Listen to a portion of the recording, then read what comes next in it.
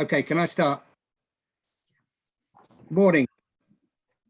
Before we move to the formal agenda, I would like to welcome those members of the public and press who are watching the live stream of this meeting via the Council's website. Due to the government guidance on social distancing, this meeting is being held remotely in accordance with the provisions set out in the local authorities and police and crime panels, brackets Corona's flexibility of local authority and police and crime panel meetings for England and Wales, which is Regulations 2020, and with Cambridgeshire County Council's own virtual meeting protocol. A recording of the meeting will be available to view on the Council's website. Gosh, that was a mouthful. I would like to start today's first full Council meeting during COVID-19 pandemic by offering my thanks on behalf of all members of this Council to those working to save lives and keep essential services running throughout Cambridgeshire, making sure our local NHS services have not been overwhelmed. I don't want to highlight only a few individuals or groups amongst our Council staff and the marvellous volunteer organisations for particular thanks, but to list them all would lead to us having no time to conduct any other business in this meeting.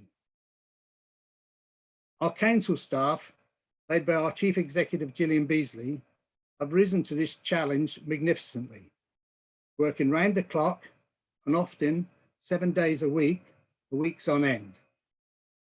They have protected vulnerable people shielding at home, provided support to our care homes, and safeguarded families facing particular difficulties due to the lockdown, providing care, advice, information, and a listening ear, along with food boxes, online resources, and support.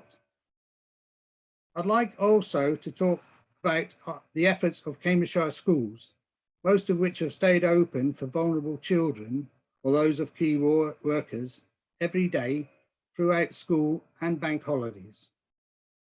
And for school population at home, they've kept up links to prevent children failing behind academically, with online learning, videos and other resources, ably supported by our excellent education team here at the Council. We are indebted, of course, to the many hundreds of Cambridgeshire people who have come forward to help us, be they informal organisations like the Red Cross or Team Rubicon, or from faith groups, town and parish councils, or residents' associations who have led on the very local community response. Some came forward as individuals with a simple desire to help, collect medicines, deliver shopping, provide a listening ear for those for whom isolation has become more than just an inconvenience, but an overwhelming fear. This has been awe-inspiring response to a situation that is more extreme than anything most of us have dealt with in our lifetime. It hasn't stopped yet and looks set to continue in some form or another for months to come. So I thank you most sincerely for what you have done so far and what you will do in the future for this county that we all love.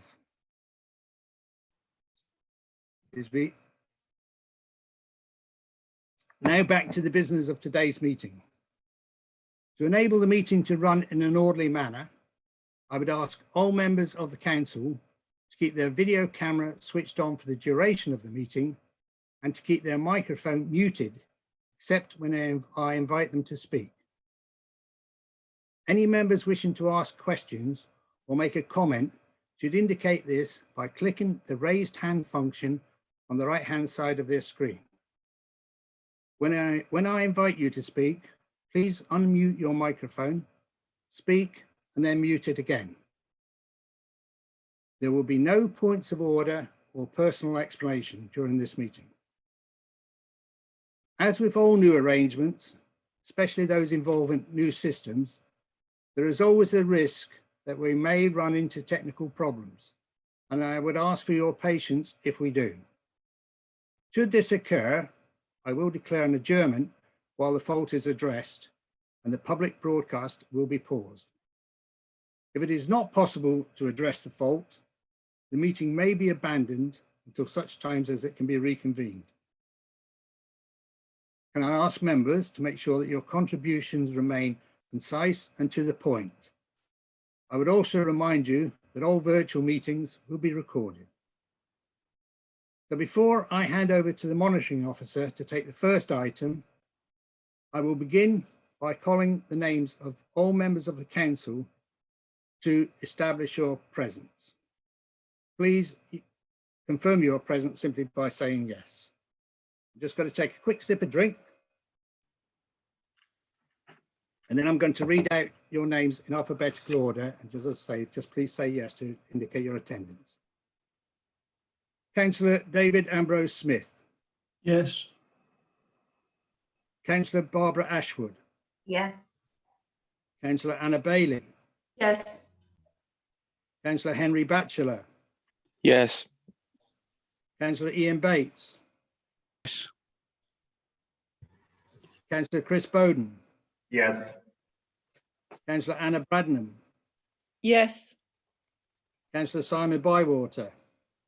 Yes. Councillor David Connor. Yes. Councillor Adela Costello. Yes. Councillor Steve Count. Yes. Councillor Sandra Crawford. Yes. Councillor Steve Criswell. Yes. Councillor Kevin Cuffley. Yes. Councillor Peter Downs. Yes. Councillor Lorna Dupre. Yes. Councillor Liz Every. Yes. Councillor Jan French. Yes. Councillor Ryan Fuller. Yes. Councillor Derek Giles. Yes. Councillor Mark Goldsack. Yes. Councillor John Gowing. Yes. Councillor Linda Harford. Yes. Councillor Nicola Harrison. Yes. Councillor Anna Hay. Yes. Councillor Roger Hickford. Yes. Councillor Mark Howell. Yes. Councillor Sam Hoy. Yes. Councillor Peter Hudson. Yes. Councillor Bill Hunt. Yes. Councillor David Jenkins. Yes. Councillor Linda Jones. Yes. Councillor Noel Kavanagh. Yes. Councillor Sebastian Kindersley. Yes. Councillor Simon King. Yes. Councillor Ian Manning. Yes. Councillor Peter MacDonald. Yes. And myself, Councillor Matt Maguire. Yes. Councillor Elisa Machini. Yes. Councillor Lucy Nasinga. Yes. Councillor Lena Nieto. Yes. Councillor Kevin Reynolds. Present. Councillor Claire Richards. Councillor Claire Richards. I'm moving on. Councillor Terry Rogers. Yes. Yes, Councillor sorry, it Thompson. wouldn't unmute. Yes, That was Councillor Claire Richards. yes, Councillor apologies, it wouldn't unmute. Councillor Terry Rogers. Yes. Councillor Tom Sanderson. Yes. Councillor Josh Schumann. Yes. Councillor Jocelyn Scott. Yes. Councillor Mike Shellings. Yes. Councillor Matthew Shooter. Yes. Councillor Mandy Smith. Yes, Councillor Amanda Taylor. yes, Councillor Simone Taylor. yes, Councillor Steve Tierney. Yes. Councillor Susan Van de Ven.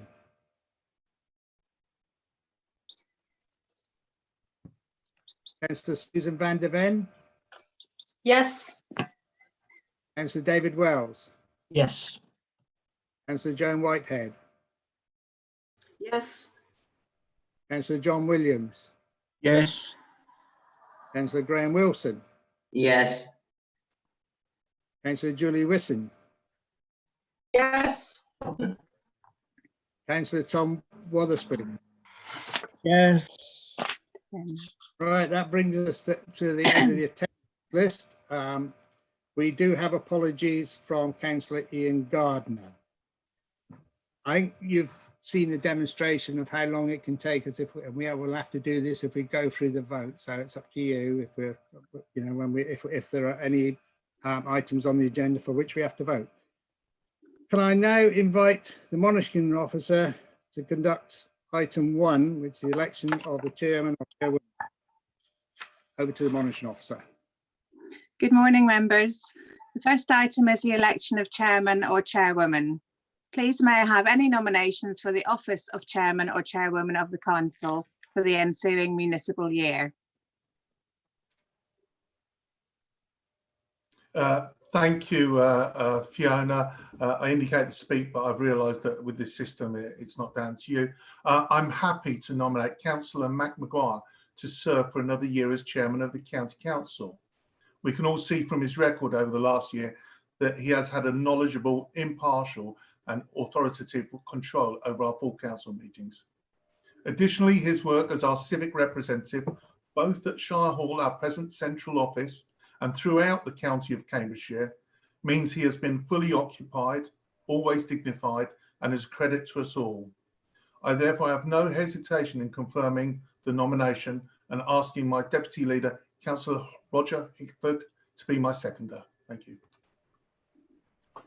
Yes, thank you. Very happy to second. Thank you. Are there any other nominations? No. Then we will now move to the vote. Could I ask if anyone disagrees with this nomination to please use the raised hand function now?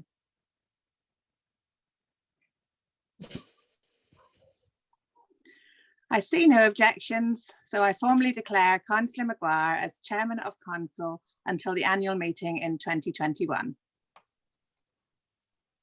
Thank you. Thank you, members, for electing me as Chairman of the Council for the ensuing municipal year. I now need to read the declaration. I, Mac Maguire, having been elected to the office of Chairman of the Cambridgeshire County Council, declare that I take that office upon myself and will duly and faithfully fulfil the duties of it according to the best of my judgment and ability. I undertake to observe the Council's Code of Conduct in the performance of my functions in that office. I will sign the declaration when I return to the office at Shire Hall. Thank you. I'd now like to move on to item 2, which is the election of the Vice Chairman or woman of the Council. So this is the second item on the agenda. Please may I have nominations for the office of Vice Chairman of the Council for the ensuing municipal year. I myself would like to nominate Councillor Every,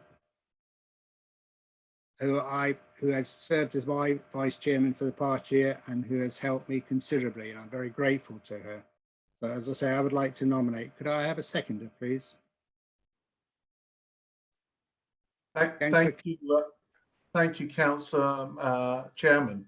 May I congratulate you for being Chairman for another year, Chairman Mac Maguire. I'm happy to second Councillor Liz Avery for the position of Vice Chairwoman. Councillor Avery has performed her civic and perfunctory duties associated with the role in an exemplar manner over the last year, as well as the additional duty of chairing the Constitution and Ethics Committee for the last year, which she has again performed in a reliable, honourable and professional manner. I therefore am delighted to confirm my seconding the proposal to ask Councillor Avery to be Chairwoman for another year. Thank you, Chair. Thank you. I've not seen any other nominations, although I note from the screen that, oh no, it's disappeared. Somebody had indicated they were wishing to speak. No other nominations. Therefore, I will now ask the council by affirmation if they are happy to support my nomination of Councillor Every as Vice Chairman. There are no objections. No, I see no objections. So I formally declare Councillor Every as Vice Chairman of the Council until the annual meeting in 2021.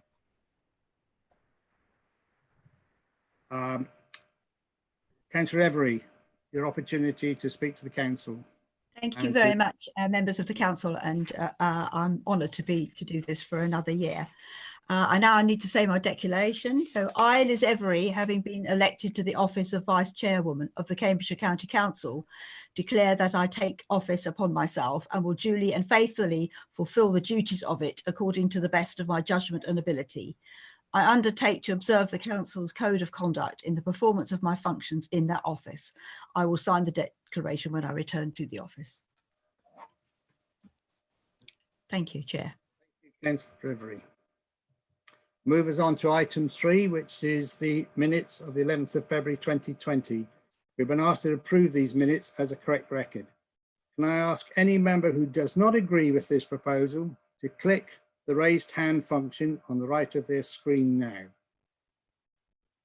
I see no objection to the proposal to approve the minutes as a correct record, so we will take that as carried. Now move us on to agenda item 4, which is the Chairman's announcements. I have a few announcements to make today. I would like to welcome newly elected Councillor Peter MacDonald to the Council meeting. I'm delighted to report that Cambridgeshire County Council and Peterborough City Council are in the top 15 strongest performing councils in adult social care, highlighted in Empower's latest productivity index. The inclusion of the two councils on this list means that they have been able to achieve higher productivity measured as outcome value per pound spent. Well done. Council will wish to note that we have been shortlisted for 2 Local Government Chronicle Awards. Connecting Cambridgeshire and Future Cambridgeshire has been shortlisted for the Future Places Award for their use of new and emerging technology to address congestion and sustainability challenges through a wide range of collaborative initiatives. We are also shortlisted for the Entrepreneurial Council where the Energy Investment Unit, Connecting Cambridgeshire and Transformation College have taken a more agile commercial approach to delivering services and generating income in the face of shrinking budgets. The teams will learn in October whether the council has been successful. So we would all like to wish them the very best of luck. I was honoured to welcome Her Royal Highness, the Princess Royal, to Cambridgeshire on the 21st of February this year, when Her Royal Highness visited the Magpass Air Ambulance Operation Base at RAF Whitton. The purpose of Her Royal Highness's visit was to find out more about the vital service and enhanced training the charity provides. I was also delighted to welcome Her Royal Highness to Cambridgeshire on the 27th of February when she visited as patron the Injured Jockeys Fund at Peter O'Sullivan House, Newmarket, where she chaired the board and cases committee meetings. I would like to pass on my congratulations to St. Luke's, our learning disability supported living scheme in Huntingdon, who received an outstanding CQC rating in February. This is a fantastic result. Finally, I was delighted to be able to mark the 75th anniversary of VE Day on the 8th of May by sharing my memories by video of serving in the armed forces, as well as my own experience as a young boy of the very first VE Day on the 8th of May 1945. At 3 p.m. on the 8th of May, a virtual service was held with music, memories and speeches celebrating the occasions and paying tribute to the entire Second World War generation from British, Commonwealth and Allied forces to evacuees and those who served on the home front. That concludes my announcements for today. We now move to item 5, which is the report of the County Returning Officer. The Council has already noted the election of Councillor Peter MacDonald in the by-election for the Duxford division held on the 27th of February. So we will now move on to the next item. The next item is on declarations of interest. Under this item, members are asked to declare interest under the Code of Conduct in any item on the agenda for today's meeting if they are not registered on the Register of Interests. May I have any declarations now? Again, please use the raised hand function. I'm not seeing any, so I shall move us now on to item 7, which is public question time. This allows 4 members of the public to ask questions at the council meeting, provided they have given advance notice. We have received 4 public questions from Miss Jenny Wood, Mr. Robert Stanford, Mr. Jeremy Caddick, and Mrs. Elizabeth May. In accordance with the County Council's virtual meeting protocol, each person has been asked to submit their question in writing, as there will be no opportunity for them to ask it in person. A copy of the questions has been circulated electronically to all members in advance of the meeting and published on the Council's website. I will now read the questions out for the benefit of the public and press. The first question is from Mrs. Jenny Wood. I quote, "Residents are concerned that the flats above Milton Road Library remain vacant, albeit Milton Road Library was completed and it is understood that the flats have been ready for occupation since June 2019. It is understood that this land has the ownership or control of the flats, and that the intention was that the flats provide an income stream to the County Council or otherwise provide revenue to the County Council. Can the County Council advise A, the state of play with regard to the flats, namely, are they complete? And if so, B, what date are they to go to the market? And C, are they to be sold, leased or tenanted? And further, what are the financial arrangements between the County Council and this land as to the provision of an income stream or revenue in relation to the flats? Can I now invite Councillor Schumann to respond to the question? Councillor Schumann, you have 2 minutes. Thank you, Chairman. I don't intend to use the full 2 minutes, but I will respond to Miss Wood's question. Before responding to the specific question that you raised, I'd like to start by clarifying a general misconception that was clear from the introduction of your question. This land is a limited company, and although the County Council is a single shareholder of the company, it has a board and an executive that are required by law to operate independently of the County Council. To do otherwise would create a different relationship with the County Council and would potentially constrain the ability of the company to achieve the objectives that are set out in its Articles of Association. The company therefore makes all operational decisions based on the business needs of the company. There is therefore no direct relationship between the flats at Milton Road and the County Council. None of this land developments will create a direct revenue stream for the council. This has never been the case. The council does, however, derive revenue from the company based on the funds that it borrows from the council and eventually the dividends generated from its profits of the company. As far as the flats in Milton Road are concerned, it is our understanding that these flats are now complete. And although there were some snagging works that were required, we believe these works have been undertaken and were completed and ready for sale in December 2019. Thank you, Chairman. Thank you, Councillor Schumann. The second question is from Mr. Robert Stanford. The questioner has been informed that I will be reading out the actual question only. The background to the question has been published on the Council's website. The question is, are there some simple things the Council could do to give people space for social distancing and space to walk, cycle, and safely complete their shopping or essential trips? That was the question. And I now invite Councillor Schumann to respond. Again, Councillor Schumann, you have 2 minutes. Actually, it's Councillor Matthew Shooter who's responding to this. Sorry, I thought I said Councillor Shooter.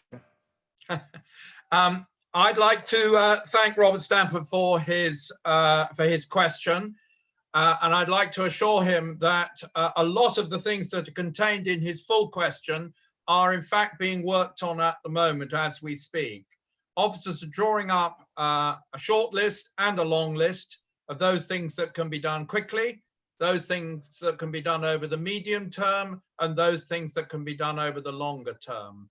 And I can assure Mr. Stanford that we are looking very seriously at the aspects of social distancing and what we can do to help that. The possibility of pop-up cycle lanes and a whole range of other measures to take advantage of the situation we now find ourselves in. There will, over the next couple of weeks, I suspect, be more information published on this, and it will be for the new Highways Committee to confirm the details of those things that are taken forward. However, everything that's contained in his question is being looked at the moment. Thank you. Thank you, Councillor Shooter. The third question is from Mr. Jeremy Caddick. The question is, while Cambridge Green Party welcomes the publication of the Council's climate change and environmental strategy, it is disappointed at the way that it fails to address the full seriousness of the challenge presented by the climate emergency and consequently fails to propose adequate steps to address it. In his foreword, Councillor Count claims that UK emissions have fallen by 40% while the economy has grown by 2/3. Does he agree that when we include the emissions embodied in our imports, our contribution to global warming is virtually unchanged and that we have merely succeeded in exporting our greenhouse gas production?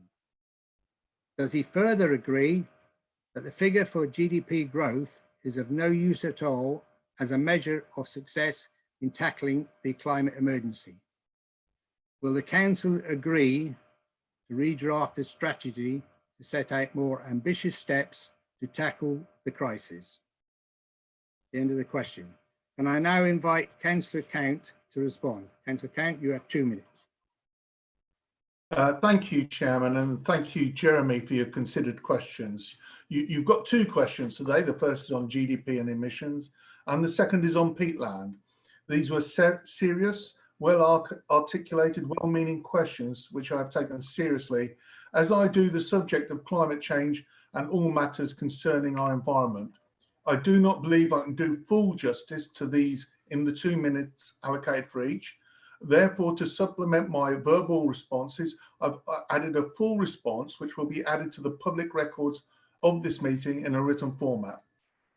In response to your first question, the UK government figures you refer to are calculated on a territorial basis. This is the internationally agreed United Nations Framework Convention on Climate Change, their accounting method, and this helps avoid double counting. Our strategy recognises that reducing consumption of the world's resources to sustainable levels is fundamental, as we refer to repeatedly in the document. Our action plan includes using procurement procedures, which are a key mechanism to address the issue you raise. I agree with you, GDP is not an entirely useful measure for tackling climate change. However, to be able to tackle climate change effectively requires strength in the economy. Success will be a strong, zero carbon economy for which GDP will be one important measure alongside many others.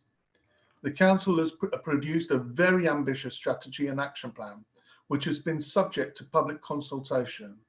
Our ambitions include the allocation of £16 million Environment Fund to take all council buildings out of down to zero carbon, as well as a whole host of other actions referred to in the strategy and action plan, making this an unmatched and unprecedented ambition for a council to take. Thank you. Thank you, Councillor Count. The fourth question is from Mrs. Elizabeth May. The question is, on behalf of the Cambridge Green Party, I would like to ask about the Cuspy report prepared by Cambridge University students, which highlighted the huge amount of greenhouse gases released from the county's peatland. This is thought to be about 4 to 5.5 million tonnes of CO2 equivalent, which is nearly as much as the 6 million tonnes produced by all other human activity in Cambridgeshire. The strategy talks lamely about working with others to tackle this problem. What urgent steps are being taken to draw the huge size of the emergency to central government and to reform agricultural practices to address it?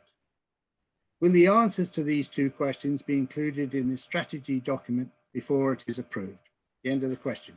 Councillor Count, I invite you to respond, please. Again, 2 minutes. Thank you, Chairman. And as indicated earlier, there's a much greater full written response as well as my verbal response. It's our CUSPI 2019 Net Zero by 2050 report, which has actually brought attention to the potential scale of peatland emissions across Cambridgeshire. We've sought to address this in many ways, including drawing the issue to government's attention, some examples of which follows. We're providing leadership of the Countryside Climate Network in order to inform the UN International Conference on Climate Change at COP26, hosted by the UK next year. The Council's ongoing collaboration with Natural England and the Council influencing and disseminating through national bodies such as the Association for Directors of Environment and Transport, otherwise known as ADET, the Country Land and Business Association are feeding into DEFRA's development of the UK peatland strategy. So, as well as that, we help shape and influence government proposals such as the agriculture and environment bills. It is also vital we improve the soil survey data covering the Fenland area, as existing data is more than 40 years old.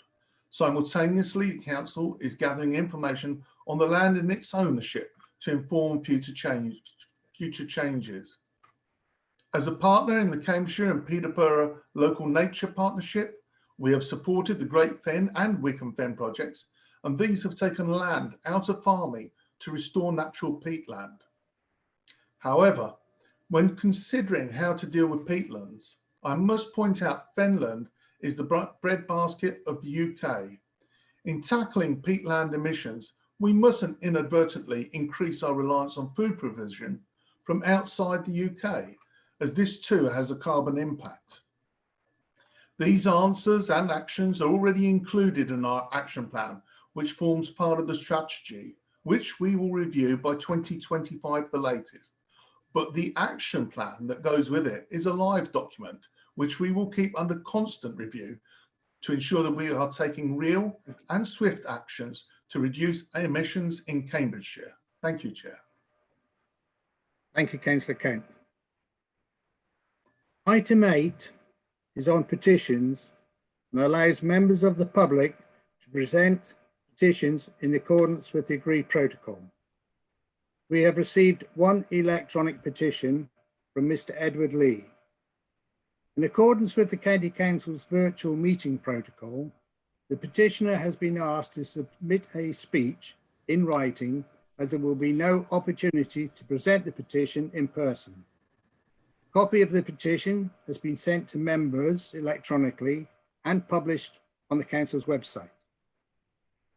As the petition relates to agenda item number 12A, I propose, in line with our constitution, to read it out just before that item.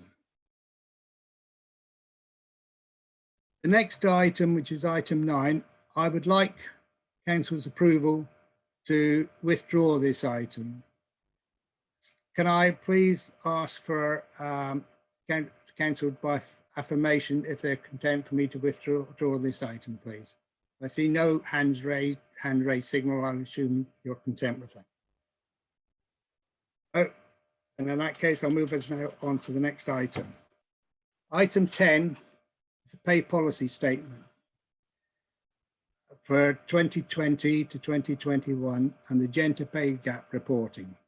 Can I ask the chairman of the Staffing and Appeals Committee, Councillor Schumann, to move that the recommendations as set out in the report be adopted. Councillor Schumann. Happy to so move, Chairman, and I believe Councillor Hudson will be seconding. Councillor Hudson. I'm very happy to second, Chair, and reserve my right to speak. Thank you. The opportunity now exists to debate this item. Chairman, do you wish me to introduce the report before we open debate? Yes, please. Sorry. Yes, you're absolutely right. Sorry. Please introduce the. Thank you, Chairman. Chairman, I'm happy to propose the Pay Policy Statement 2021 and Gender Pay Gap paper today.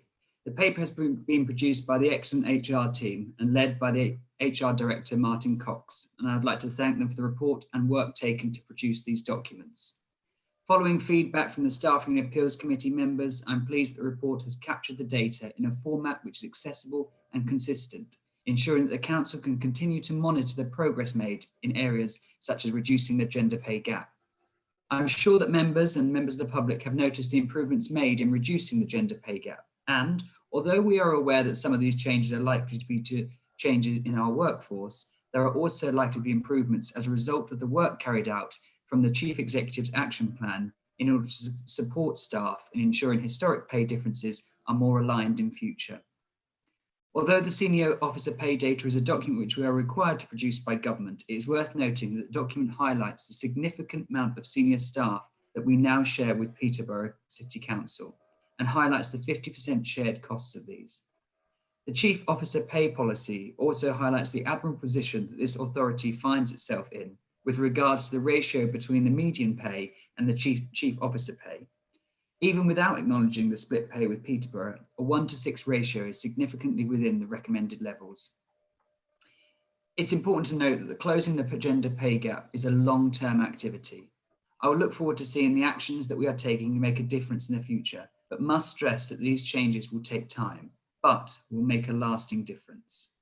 I will end on commending this paper to full council and thank the cross-party members of the Staffing Appeals Committee for the robust and sometimes interesting and philosophical debates that we have when we receive these reports. Thank you, Chairman. Thank you, Councillor Schumann. Councillor Hudson, as a seconder, do you wish to speak now or do you wish to reserve your right to speak? I'll reserve my right to speak, Chair. Thank you, Councillor Hudson. So we now move on to the debate. I have 3 hands showing. I'll read these out now so that people know the order in which I'm going to take them. I've got Councillor Scott, Councillor Stinger and Councillor Manning. Councillor Scott. Thank you, Chair. The work that's being done and is being done is applauded, although it's important to register again, as noted in the report, that a not insubstantial part of the improvement on the gender gap came about because a large number of employees were disposed of, mainly low-paid women, in the policy eliminating cafeteria and canteen staffing within the County Council. And now I go to specific points. Paragraph 5.4 on page 12 refers to the full 2-year review covering performance appraisal, recruitment and selection process, and that we applaud strongly. However, raise 2 further points that do require review. One is promotions. The methods and mechanisms for promotion can harbour discriminatory features or features apparently gender neutral that do have a discriminatory impact. This is in the nature of direct or unequal treatment discrimination and indirect or equal treatment discrimination, and that needs to be looked at. There's also the issue of acting up, and this is of course included in the report in a subsequent provision. But on the issue of acting up, determinations as to who should take up an acting role when more than one officer qualifies need to ensure both surface and underlying fairness. The impact of acting up decisions need to be taken into account, as research does show that frequently decisions as to acting up can be made unconsciously so that male workers gain experience that female workers do not. And this is discriminatory in itself and can have, most assuredly will have, discriminatory impact for future job applications, promotions and appointments. This, of course, leads to mentoring, and I recognise strongly that the council does undertake its mentoring requirement seriously, but this is relevant not only to the work of the county council itself, but it's a vital part of the work of any and every employer, ensuring that staff have opportunities to expand their areas of expertise and experience is vital as a contribution to job satisfaction and opportunities within and outside the organisation, and acting up is a vital part of this, and this why it does need to be reviewed. Finally, disappointingly, the County Council failed to support the Labor motion earlier on the real living wage. This is a vital component of the project to end the gender pay gap. The proposition that the wage rate adopted by the County Council by chance coincided with the real living wage rate at that time was, with respect, a poor argument then and remains so. Presently, the real living wage rate is £9.30 as opposed to £8.72, the latter being the rate required by statute. We again request that the County Council not only give real consideration to, and in fact makes application to join the Real Living Wage Foundation, but recognises that this wage rate is crucial to ending the gender pay gap. It will certainly contribute to the major project undertaken by the County Council to end the gender pay gap. Thank you. Thank you, Councillor Scott. Councillor Nsinga.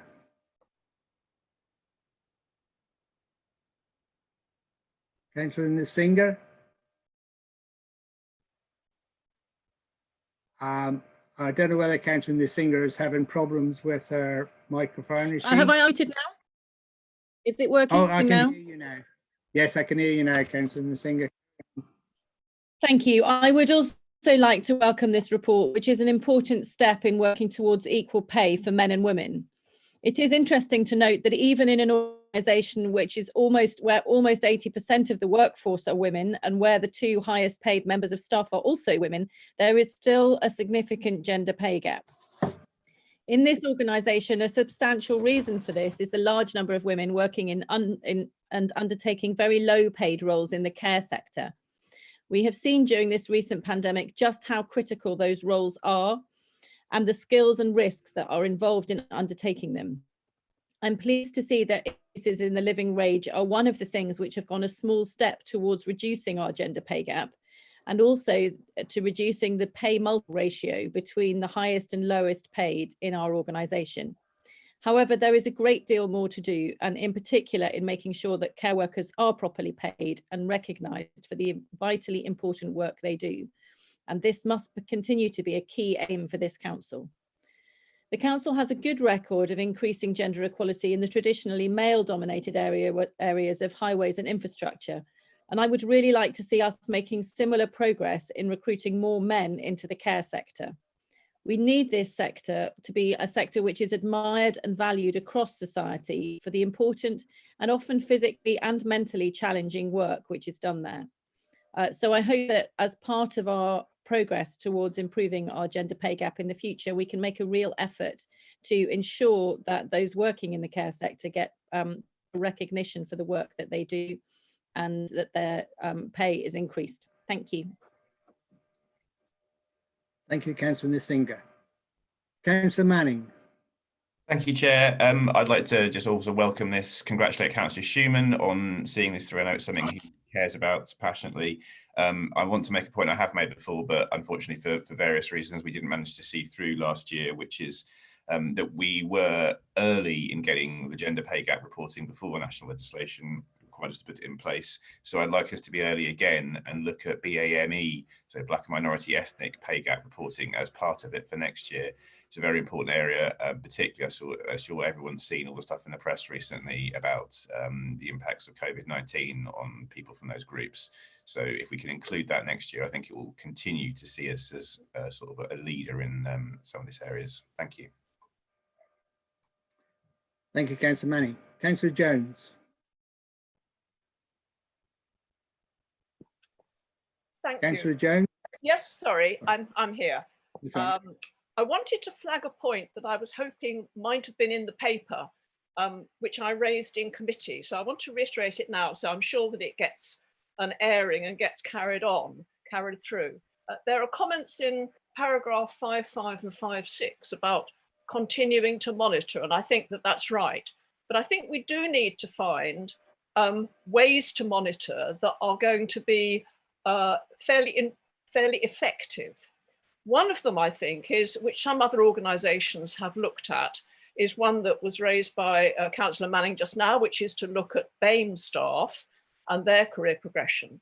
Another one, I think, is to look at women's progression, because women are more likely to take career breaks to look after, to perform a caring role.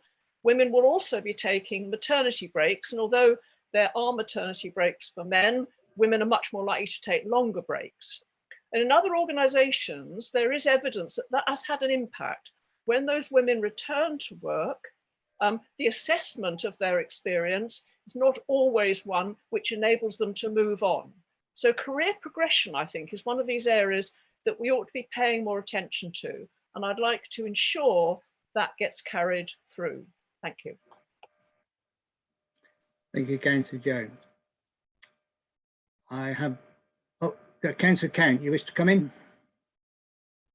Thank you, Chairman. Yes, a lot of good points have been raised on this paper and how we may move forward in a more equal world. And obviously, a lot of recognition has been paid towards how far ahead Cambridgeshire County Council and how well developed our role is in this area. Anyway, I just wanted to remind everybody and also use this opportunity to pay tribute to our most senior executive, and that is the Chief Executive, Gillian Beasley, who we've mentioned a lot about the sexes today. As everybody would know, Gillian is a lady, and I thought I should reflect on that, because Gillian not only leads our organisation, but she's also the Chief Executive of Peterborough City Council.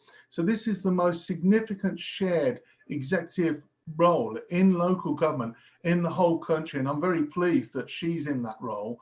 And I think that what we represent in Gillian is the fact that it's the best person for the job, and that's something it's important. We've got to remember each and every time. We need to say we have the best person for the job, and sometimes that's a lady, sometimes that's a man. But it is in order to get the county council into the excellent shape that it's in at the moment, it's important that we recognise that where possible we have the best person for the job.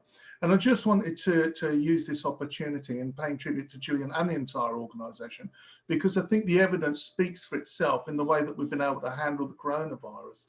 That's all I've got to say on the subject. I thank you very much for your time and agree with and recommend this report. Thank you, Councillor Count. Councillor Count, could you just press the blue hand just to remove that? I see I have no other speakers, and there seems to be general consensus in support of the recommendation. So I propose to take them as a block. If anyone does disagree, please use the raised hand functions now. No, in that case, I will take can I take the recommendations as carried? No objections? Oh, sorry, Councillor Schumann, you're showing a blue hand. You wish to come back and speak on the debate? Thank you, Chairman. It was only just to briefly say that I know Councillor Hudson reserved the right, but I presume Councillor Hudson's content that there's been general consensus. Of course, sorry, yeah. Just to, he may wish to now raise his hand if he does wish to comment, but just to come back on a couple of comments, and firstly to thank Councillor Scutt for her comments, and I would like to direct Councillor Scutt to the action plan, which does actually identify how we support female staff in the area of promotions and recruitment, and how we further support them in ensuring that they have equal opportunities. And if Councillor Scutt wishes to add further actions to that action plan, I would urge her to attend the Staffing and Appeals Committee, as her contribution would be most welcome. I'd like to echo Councillor Netsinger's comments about the importance of the staff in the care sector, and I was delighted to see that with our recent campaign on enablement in the care sector, we featured both men and women in the campaign, and I felt it was a fantastic campaign aimed at encouraging everyone to consider this important career as an option. I don't wish to add anything more, but commend the paper. Thank you, Chairman. Councillor Schumann, thank you. Councillor Hudson, do you wish to exercise your right to speak? Thank you, Chair. Yes, please. I'll just follow on for the excellent comments from Councillor Schumann. I'm really happy to second this report. and really pleased to acknowledge the mean salary increases across the organisation, particularly the larger pay increases going to our lowest paid employees. The gender pay gap decreased by 5% to 8% against a 15.7% nationwide is to be welcomed, with work ongoing to eliminate altogether any gender pay gap going forward. It may take time, as Councillor Schumann says, but it will undoubtedly be achieved. Mr. Chairman, this is an organisation committed to complete equality within its workforce, with flexibility and good working practices. And along with Councillor Schumann, and I hope everybody else, I too commend this to full council. Thank you. Thank you, Councillor Hudson. And can I just thank Councillor Schumann for reminding me with my notes, and my apologies to Council, it's sometimes difficult to remember that I've got to actually go back and ask the proposer and seconder if they wish to sum up. So anyway, having jumped the gun, I'll try to avoid doing that next time. But I did get the impression that I've got a general consensus and I see no other raised hands. So can I take it, if I have that on that basis, that I'm going to move on to the next item, that everybody is in favour of this one? Fine, thank you. Can I also just advise council that every so often on my screen I get a signal coming up saying that sometimes my internet is unstable. So if for any reason you suddenly lose me, I'm going to have to suggest that Councillor Every takes over. I hope she doesn't mind that, but I hope it will survive at least for the length of the meeting. Thank you.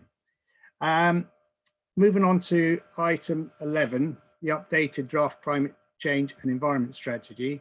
Can I ask the chairman of the General Purposes Committee, Councillor Count, to move that the recommendations as set out in the report be adopted? And once it's seconded, Councillor Count, would you like to speak to the item? Thank you. Councillor Count. Thank you, Chairman. In May 2019, I was supported by my Conservative colleagues and proposed an all-encompassing environment motion to full council. With council support, we declared a climate emergency. The motion was passed unanimously, leading to the development of a climate change and environment strategy and action plan. At full council in December 2019, this was approved for public consultation. Receiving 438 responses, these came from businesses, local authorities, parish councils, community groups, governmental organisations and individuals. The responses included views on our priorities and key themes that emerged from the feedback for inclusion in the strategy, including clean growth, public transport, water, waste, and the urgency to act now to bring down carbon emissions. The responses have led to clarifications, consolidations and ratifications. We have updated our information, adapted our priorities and boosted our responses. We have justified our assertions, qualified our resources and intensified our commitment. There is no doubt our strategy, as good as it was at draft stage, has improved through the consultation exercise and was warmly embraced as very positive by the majority of those that contributed. Since the draft, you will also have seen the positive steps the Conservative group took in February, proposing an Environmental and Climate Change Committee, and also allocating £16 million from the budget to deliver positive environmental gains. I might add, voted against by the opposition. We have taken the time from approval of draft to today's proposal, also incorporating feedback from the responses, drawn up a comprehensive action plan today which sits alongside our strategy. Our work to date also includes the proposal to adopt our first annual carbon footprint report, the baseline against which future versions of ourselves will be able to measure for themselves the results of our actions. When we move forward with this strategy and action plan ready to adapt to the changing world, I believe it is important we reference the changing world we live in. The impact of the coronavirus has affected every corner of the world, communities, businesses, tragically and ultimately affecting individuals and families. Yet despite all of that personal tragedy, heartbreak and despair, some people have referenced the gains we have made in compassion, in generosity of spirit and as a society. Others have looked at the gains in terms of reduced pollution, decreased consumerism and improved air quality, all of which fits well with environmental gains. Whatever your personal views on the situation and however you are able to deal with it, my view is we cannot go back to how we were. The world is not destroyed, however, it is changed. People and societies have looked at themselves and the seedlings of wanting something different has been planted. This environmental strategy is just one element of a wide suite of considerations that we must embrace. If we don't change, if we don't strive for a better world for our children and only seek to recover what we have lost, ignoring the cost of achieving it, then we will fail. However, I have an unassailable belief in all of us and our desire for that better future. We wouldn't have stood to be councillors if we didn't think that one day we could make the world a better place in some way. Well, this strategy is one way, and today is that day. Are you committed to help build a better future as a present-day custodian of the environment? Do you value the legacy you leave behind? I know the answers must be yes. So then, please join with me in supporting this strategy. Thank you. Thank you, Councillor Kent. Councillor Schumann, I believe you wish to second this the recommendation. Do you wish to reserve your right? Thank you, Chairman. Yes, I happily second this recommendation and I'll reserve my right. Thank you, Chairman. Thank you. And now moving on to debate. First speaker I have is Councillor Scott. Thank you, Chair. There are two aspects that I'd like to raise in relation to this report. First of all, of course, we all applaud that the County Council does have a policy on global warming and climate change. This is a really significant issue, as noted in the report, an emergency.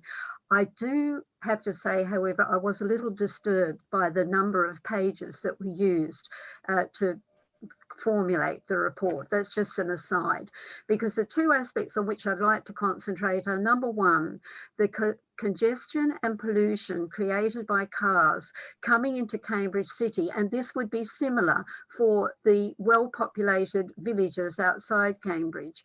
But when congestion and pollution come into the city or a well-populated area, they impact on the city dwellers and they impact on those who are coming into the city from outside. Those coming in via car would be bringing pollution and congestion into the city, which of course is going to impact on themselves as they walk about the city. Those from the outerlying villages who come in by by bus or other forms of transport, perhaps parking at Park and Ride and coming in by the bus or cycling in, will be affected by the impact of congestion and pollution that is coming from cars that actually drive right into the city. So attention must be paid to this, with real efforts being made to ensure that fewer cars come into the city. And in this regard, the impact of residents parking within the city is really vital. And we would make a definite plea that the hiatus that's been approved by the majority of the council on proceeding with further residents parking schemes be lifted.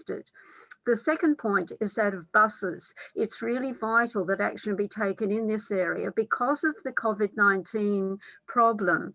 There is a desire or there to be buses not be used, cars to take priority. And it's therefore vital that action be taken to encourage bus providers to ensure that they encourage passengers back onto the buses. I'm aware that Whippet and Stagecoach are taking action to ensure that they do forms of disinfecting of the buses.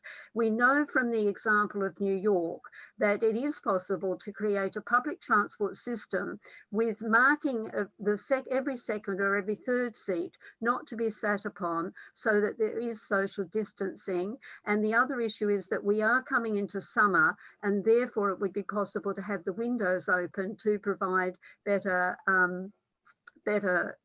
ventilation.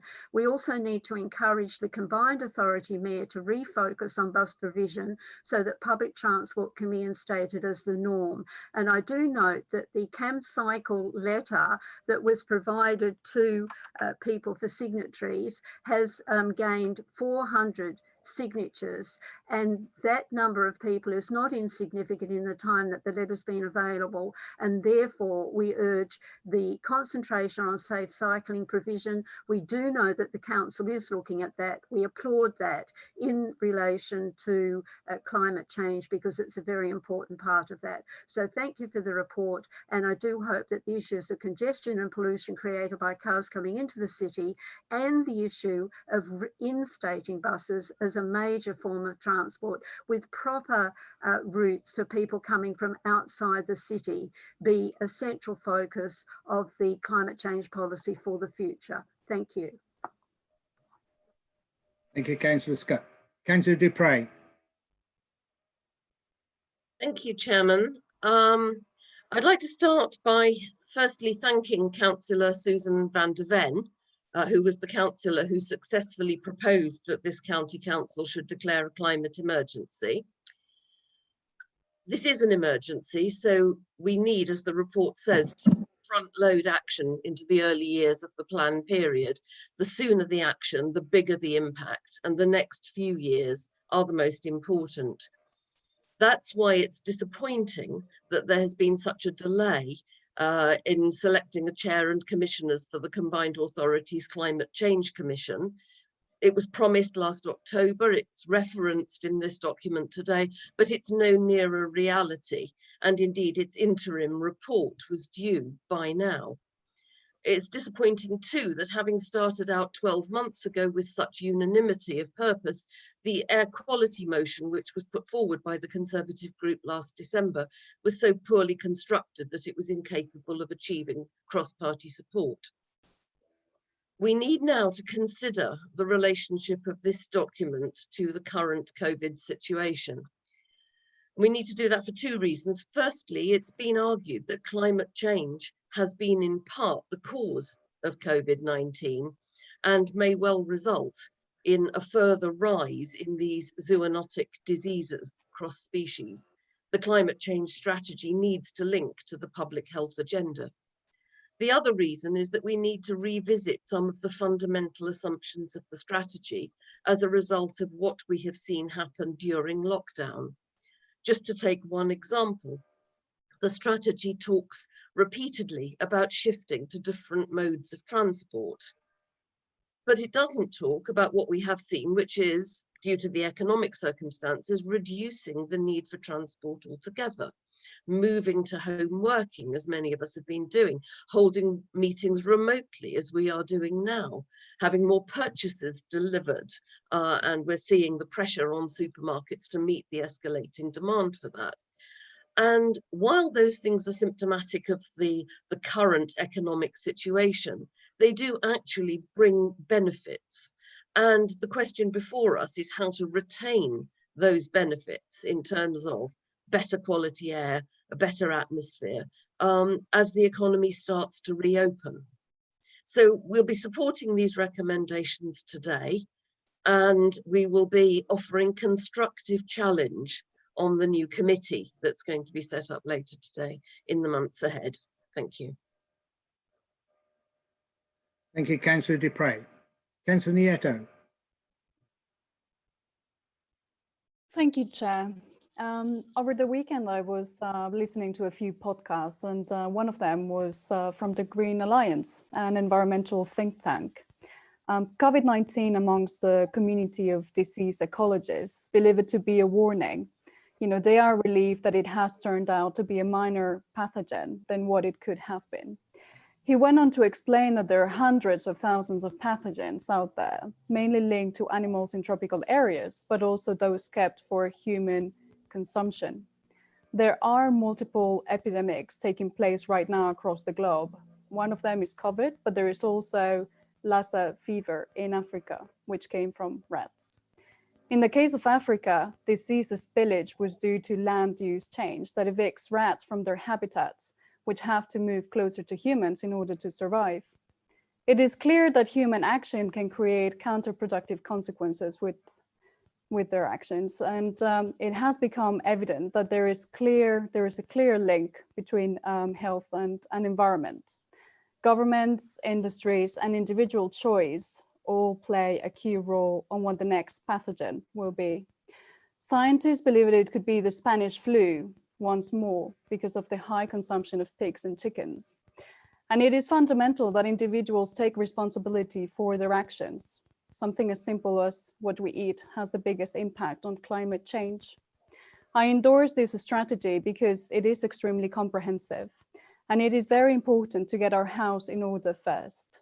This paper covers water and energy efficiency, highlights the impact of transport, emphasizes the importance of biodiversity and natural capital, and brings to life the circular economy principle. It demonstrates that positive change can be done when we all work together. Partnership work to achieve this is fundamental.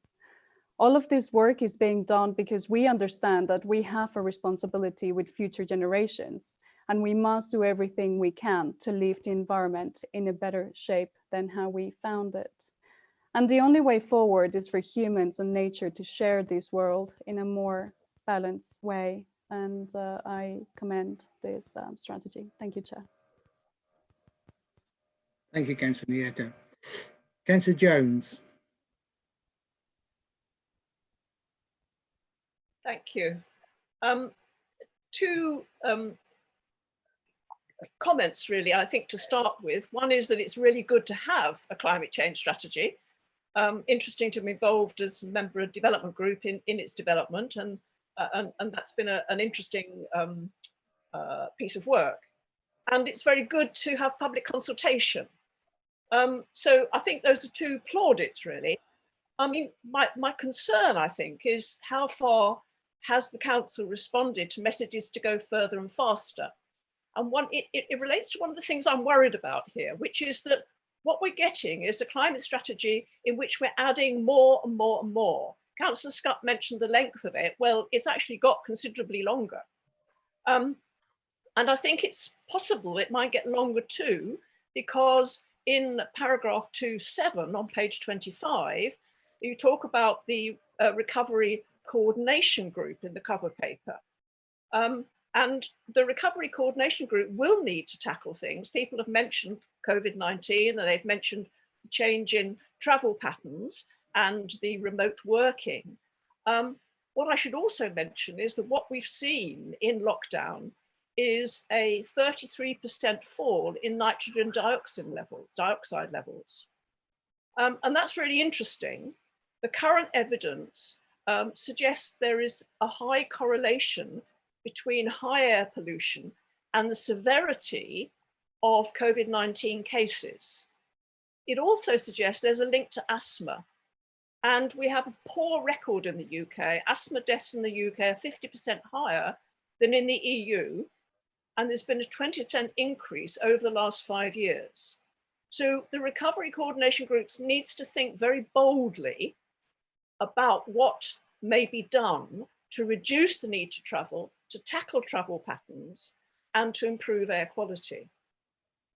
The second comment I want to make is about partnership. And throughout this document and in speeches and so on, there's a rhetoric about partnership. I can see the rhetoric in paragraph 2.6 again, but is it actually in place? We know the county council can only directly control a relatively small percentage of carbon footprint and carbon levels.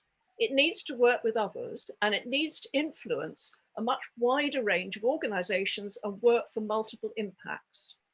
And therefore, I think it's extremely disappointing to see in some of the updates, they're simply adding to confusion about goals and the genuineness of partnership.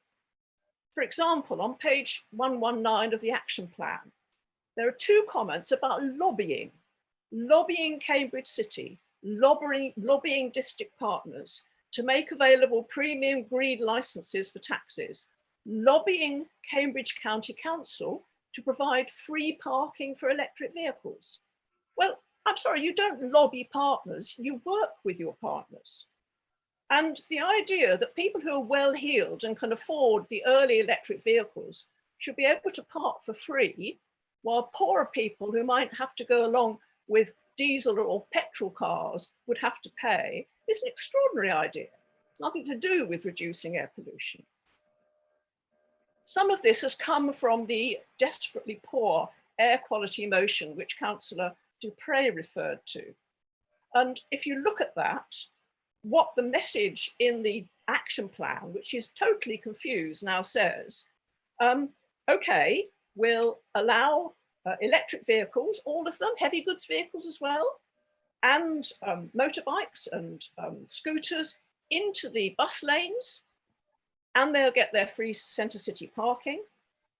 But it also says, but in a time frame, we aim to deny operators, bus operators, the use of bus lanes if they haven't managed to convert their fleets to green.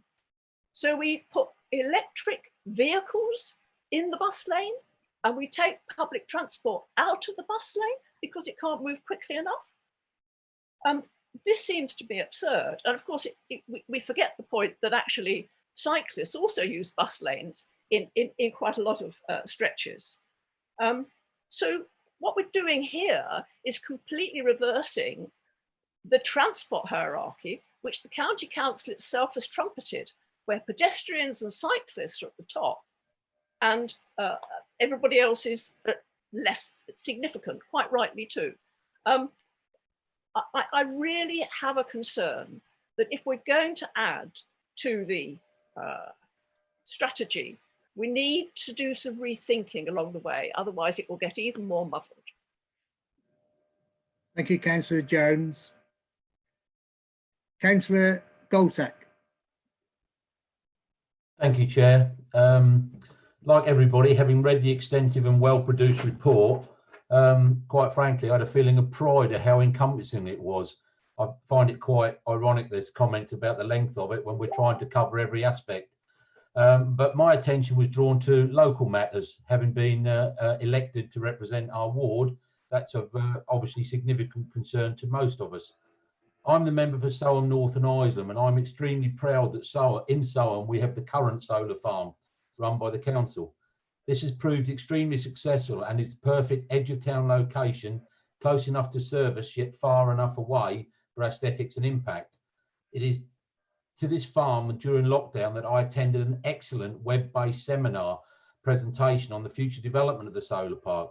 I genuinely went online armed with questions because I was looking for answers, but I found I didn't have to answer so many of them because our officers and partners involved covered most, if not all, aspects as presented and dealt with numerous members of public online and engaged the seminar. Not only will we expand the solar park to provide the equivalent power for the needs of circa 10,000 houses, which is already larger than Soham itself, the design includes many other aspects. It includes extensive trees and planting to create wildlife enhancing areas and a circular route for walking and cycling for families and explorers alike. Our town is very proud to support the solar park growth, but more than this, I would like to say that it's just one example close to my own heart for which this council and its partners has looked at every aspect and gone beyond that which has been expected. The Conservative-led county council is not just building another solar farm, but an exemplar one that meets all the energy outcomes expected, but actually enhances the environment and area for all to use and enjoy. For this example and for everything else in the report, I totally commend this to the council for support. Thank you, Councillor Goldsack. Councillor MacDonald. Thank you, Chair, and thank you for your welcome earlier on to the council. Overall, when I read the report here, I share the views of many other members that I think it's an excellent piece of work and a big step forward for the county council. I suppose my only plea or suggestion, especially in the world we live in at the moment, is that we should try and link as much as we can from this output to the post-COVID world and especially economic recovery. so that where, for example, we can find opportunities to support businesses who are delivering improvements in climate change, or business startups, or preventing any businesses that might be under pressure at the moment from retrenching. Any ways basically in which we can link our climate change strategy with the economic recovery and the economic regeneration that we'll need after this. So that would be my plea, Chair, and but otherwise I think it's a very good piece of work. Thank you, Councillor MacDonald. Councillor Tierney. Thank you, Chairman. I just wanted to go back to a point that another councillor raised. I thought I'd heard everything that global warming could be blamed for, but I'm so amazed, surprised to hear that it has apparently caused COVID-19. I think, frankly, that that's speculative nonsense, and I would suggest the eyes might turn more towards something in China like a wet market or a laboratory than weather as the cause of COVID-19. Thank you, Councillor Tierney. I have no other indications of anybody else speaking, so I'm going to move over to the seconder. Councillor Schumann, do you wish to speak at this point? Thank you, Chairman. And again, I think you'll be grateful, and members will be grateful that I'll be brief. But as I look out the window and have enjoyed my daily exercises walking through the countryside, I don't think the environment has ever felt so important. And I'm delighted to be seconding the draft climate change and environment strategy, and wish to thank Cheryl French and her team for the work they've done on this important and well-considered document. I wish also to draw attention to the brilliant work carried out by the university students who took part in the policy exchange work, which has helped to inform the contents of this strategy.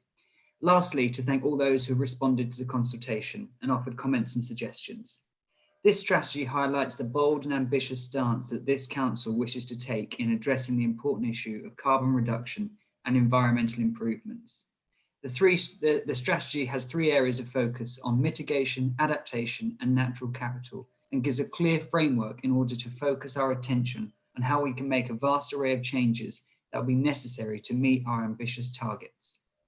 As well as ensuring a holistic approach through setting overarching objectives, the action plan complements the document and enables a clear and precise list of changes to work through and monitor. To quote the Chinese proverb, one must eat the elephant one bite at a time. The Council's commitment to this vital important work can be seen clearly in the papers today, where the establishment of the new Environment and Sustainability Committee indicates how we are ensuring we do all we can to keep the focus on this work and take the very real steps to make a difference. Thank you, Chairman. Thank you, Councillor Schumann. Councillor Count, you wish to sum up? Yes, thank you very much, Chairman. Many of the comments I received, or we received, were positive, but I must say that I was rather disappointed because, apart from realistically the Conservative councillor Mark Goldsack talking about something outside the city centre, I felt that the comments largely revolved around city centre ideology. And, you know, Cambridgeshire is a big and beautiful place. And this report that we have in front of us covers many, many areas of the environment, not just Cambridge city centre. It comments on biodiversity, flooding, afforestation. You know, there were comments from city councillors about the length of the paper. Well, I make no apology for the ambitions of my group and the officers of this council. This was supposed to be an all-encompassing paper on the environment and climate change, and it's important that we recognise the breadth or width and breadth of what this county has to offer. In terms of congestion and pollution in the city centre, that was covered by another air quality motion which we brought forward, voted against by the opposition. It is disappointing when they want these things addressed that they seek to take an opposing viewpoint just because it comes from another party instead of working together. And this point about working together was raised during the debate and described as rhetoric. Well, just to give you a positive example, we worked with the GCP, which is the leaders of South Cambs and the Cambridge City District Council, in order to deliver the free parking on the park and ride schemes. We couldn't have done that without parking, without partnership working. So I felt that, unfortunately, when we need to come together in a day and age like this, what we did have was a bit of a political bun fight in response to what actually most people have recognised as an excellent paper. I thoroughly recommend this paper. Nothing anybody said even convinces me they're going to vote against it. They just wanted to draw attention to something that perhaps is very Cambridge City orientated. I've said before, I will work with all of you to try and deliver the changes that you want. However, let's work together and let's not just save up minor arguments for council days when the cameras are upon us. So thank you very much, and please support this paper. Thank you, Councillor Count. Colleagues, we will now move to the vote. There seems to be, again, general consensus in support of the recommendation, so I propose to take them as a block. If anyone disagrees, please use the raised hand function now. I'll wait a moment to give you the opportunity to do so. I am seeing no blue hands at this stage, so seeing no objections, I will take the recommendations as carried. Thank you. Move us on now to item 12, the recommendations to full council from the Constitution and Ethics Committee. The first report on pages 122 to 139, which is item A, is committee structures. Can I ask the chairwoman of the Constitution and Ethics Committee, Councillor Every, to move that recommendations as set out in the report be adopted, and I'm assuming that Vice Chairman Councillor Council will second, Councillor Reynolds will second. Councillor Every. Thank you, Chair. The Constitution and Ethics Committee agreed to recommend to full council changes to the County Council's committee structures and the County Council's involvement in two joint committees, i.e. to abolish the Cambridge Joint Area Committee, CJAC, by the end of July 2020, following the discussion set out in paragraph 3.3 of the report, and withdraw its membership and delegation from the Joint Development Control Committee, JDCC, for Cambridge Fringes by the end of July 2020, following discussions set out in paragraph 4.4 of the report. As background, these had been proposed as a result of the environment motion agreed unanimously at full council on May 2019, that the council be committed to the development of a climate change and environment strategy and action plan. The subsequent review of the current committee structures undertaken in order to provide sufficient focus on actions to address climate change proposed in the current committee structure be changed in order to facilitate this, i.e. the abolition of the Economy and Environment and Highways and Infrastructure Committees, and the introduction of the Environment and Sustainability and Highways and Transport Committees. Also, as part of the review of the committee structures, it was proposed that the council abolish the Cambridge Joint Area Committee and that the council withdraw its membership and delegation to the JDCC. The General Purposes Committee membership currently comprises 15 members of the council. Subject to proportionality, this includes chairs of committees. With these changes, and in order to ensure that the chairwoman of each policy and service committee is represented on the committee, the Constitution and Ethics Committee agreed to recommend to full council that the membership of the General Purposes Committee increase from 15 to 17. So, Chair, I therefore move the recommendations as set out in the report to be adopted. Thank you, Councillor Every. Councillor Reynolds, do you wish to? Yes, Sorry. Chairman, I'm pleased to second the proposal and reserve my right to speak. Thank you, Councillor Reynolds. Before I open the item for debate, I will now read out the petitioner, Mr. Lee's speech for the benefit of the public and the press.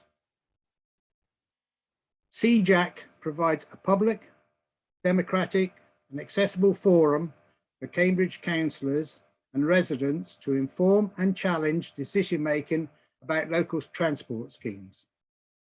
Its relevance is greater today than ever, with the government having recently instructed councils to implement new walking and cycling schemes to facilitate safe travel to work, schools and shops and so on. Officers and members in this chamber may feel confident they will make good decisions through delegated powers and public deliberation by the new Transport and Highways Committee. However, history tells us that better decisions are made when they are informed and shaped by people with local knowledge and a personal interest in the welfare of their neighbours and neighbourhoods. The reorganisation of the Economy and Environment and Highways and Infrastructure Committees makes good sense. However, it does not follow from this that abolishing CJAC does too. Our petition asks members to defer a decision on this until more extensive consultation can be carried out. That could suggest a different strategy, one that recognises the importance of getting the details of local transport schemes right and enables councillors and residents in all parts of Cambridgeshire to inform and shape them. We are sure all members can agree that a process that allows discussion and debate at a time and place, brackets including potentially online, close brackets, that is accessible to as wide a range of people as possible is best for democracy and sound decision making. That's the end of the petition speech. Mr. Lee will receive a written response within 10 days of this meeting, 10 working days of this meeting. We will now move on and I will now open the debate. Let me just check and see who I've got on this. I've got Councillor Bradman first. Councillor Bradman. Thank you, Chairman. Hope you can hear me. I'm objecting to the Council's proposal at 12A E to withdraw from the Joint Development Control Committee for the Cambridge Fringes. The report starts on page 137 at paragraph 4.0. In 2007, the JDCC was set up because the then Minister for Housing and Planning had expressed concerns about the current capacity and mechanisms for delivering growth, given the major increases in the complexity and size of the task. County, City and South Cambs officers responded by setting up cross-authority groups, including the JDCC, to drive forward the growth agenda. It recognised the need to make balanced decisions across the boundary between Cambridge City and South Cambridgeshire in a way that reflected local circumstances, ambitions and constraints, but also included planning for the necessary infrastructure schemes to support development. The reasons for withdrawal from the JDCC are slender. Reports presented to JDCC are in a different format and that there's no other joint committee in the county. I suggest members are very capable of reading reports in different formats and that nowhere else in the county is there such demand for development across the city district boundary. This proposal recognises that if county representation is withdrawn, the JDCC can carry on, but it would only deal with applications within the major growth sites in the Greater Cambridge area and those that are not Greater Cambridge Planning Partnership funded or Regulation 3 applications. So my concerns are that JDCC will no longer see applications that are funded by the Greater Cambridge Partnership. So that means infrastructure projects such as park and ride sites and transport links. And it will no longer see the Regulation 3 applications where the planning authority makes an application to itself. In the event that delegations to JDCC are withdrawn, then planning applications would be determined either by officers using delegated powers or by the Council's Planning Committee. Now, I have no doubts about the Council's Planning Committee, but what worries me is that this withdrawal means that the committee set up specifically to consider the local circumstances, ambitions and constraints around applications across the boundary will no longer be able to consider the infrastructure projects that support them. Thank you, Chair. Thank you, Councillor Bradman. Councillor Dupre. Thank you, Chairman. I don't support proposals D and E, and I thought that they were going to be voted on separately, and if that's not being suggested, then I would like to make that suggestion. Unlike the rest of Cambridgeshire, Cambridge has no parish councils. CJAC provides alternative, locally tailored structures to enable local traffic decisions to be taken locally. That is the essence of localism. The report argues that as no other districts didn't want to work, that as other districts didn't want to work in this way, Cambridge should not have that opportunity either. But other districts have the parish tier that Cambridge does not, and their choices for themselves should not be used as a veto on local solutions that work better for their unparished neighbours.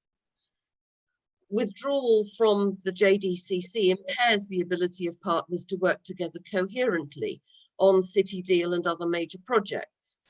The reasons for this proposal are poorly argued, and it's symptomatic of this administration's increasingly isolationist approach and desire to stir up conflict between Cambridge and the rural districts. We've already heard some of that from the leader this morning. And Councillor Jones rightly referred earlier to the council increasingly positioning itself as a lobbyist of other authorities rather than a partner, and she's absolutely right in that. It's entirely wrong that discussions with partner councils about this are proposed to take place only after the decision has been made today. Proposals for fundamental change in how the council works with its partners ought to have been discussed in a considered way with those partners rather than forced through like this. I thoroughly oppose this. I'm not a Cambridge member. I am a member from one of the rural districts, but I understand absolutely that there are differences between us that it is right to respect, the needs of areas that it's right to respect. And I don't see that imposing a single solution on an area it doesn't suit actually helps anybody. Thank you. Thank you, Councillor Dupre. Councillor Scott. Thank you, Chair. There are a number of issues I would like to raise, and it relates to the proposed abolition of Cambridge Joint Area Committee principally, that is item D on the list. There were 1,518 signatories to the petition to which you referred, Chair, at the outset, calling for a reversal of the proposal to abolish the Cambridge Joint Area Committee. I have been asked by a number of other residents who wish to sign the petition but came in too late, namely Rosalie Byrne, Dr. Richard Winter, Stephanie Shaw, and then the Residents Association Benra, which is in the Castle Division, that their support of this petition be recorded as well as the difficulty that residents associations have in that they apparently are unable to sign, and there is a request that provision be made for this. There were 31 submissions made to the Constitution and Ethics Committee on this issue, requesting that the Council reconsider its decision to abolish the Joint Area Committee. Many were from residents' associations and therefore represented many, many more residents than the notification of the 31 submissions would suggest. I refer to a number of issues. First of all, officer time. Secondly, streamlined process.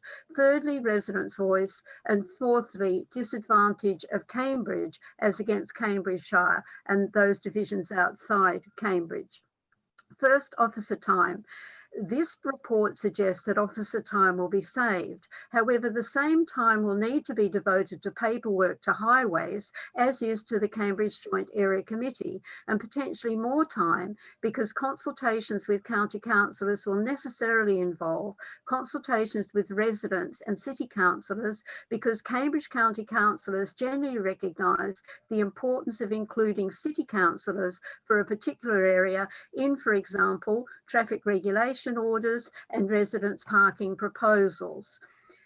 On the issue of a streamlined process, the streamlined process exists under the CJAC method because the Cambridge Joint Area Committee first sorts out, with residents appearing to make submissions, with traffic regulation orders with residence parking schemes, and we know that these take a considerable amount of time because residents do wish to make submissions in relation to them. And also with local highways initiatives, residents come before CJAC and make their submissions, which they will be wanting to make before the Highways Committee, and therefore CJAC is a streamlined process.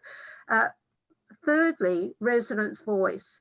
Where residents' voices conflict in relation to traffic regulations, double yellow lines and so on, which is inevitable within any division, this needs to be heard from the residents themselves, rather than the county councillor having to take the invidious position of putting to officers conflicting views. The residents' voice needs to be heard. It's vital also that the city councillors' voices be heard, just as district voices councillors are included in consultation with officers in relation to traffic regulation orders and residence parking schemes in all other divisions outside Cambridge City. Finally, disadvantage as against Cambridgeshire outside Cambridge. We know that when local highways initiatives proposals are put forward, that district councillors and county councillors do get together on them, just as happens at the present time with Cambridge Joint Area Committee. And that means that with Cambridge Joint Area Committee being abolished, the outerlying areas are being advantaged in this way. And we therefore request that in accordance with best practice, which is mentioned in the report, this matter go back to the drawing board. Best practice requires consultation before a decision is made to whether to abolish or to retain or to amend in some way, or to come up with a different way of ensuring that city councillors and county councillors in Cambridge City will not be in the invidious position of being disadvantaged as against all divisions outside Cambridge, number one, and where residents' voices will not be able to be heard as they are currently heard by Cambridge Joint Area Committee. And I end on this point, if I may. The Highways Committee is opening itself up to all sorts of meetings where residents from Cambridge come to protest about residents' parking schemes or to applaud them. And I would suggest that it would be wise of the Highways Committee members to consider— Councillor Scott, your time is up. Yeah, that they Please. support retention of Cambridge Joint Area Committee. Thank you, Chair. Thank you. Before I move on to the next speaker, I just want to say for clarifications, right, what was said. The petition presented to us asked members to defer a decision until there is more extensive consultation. Did not ask for it to be cancelled. Councillor Taylor.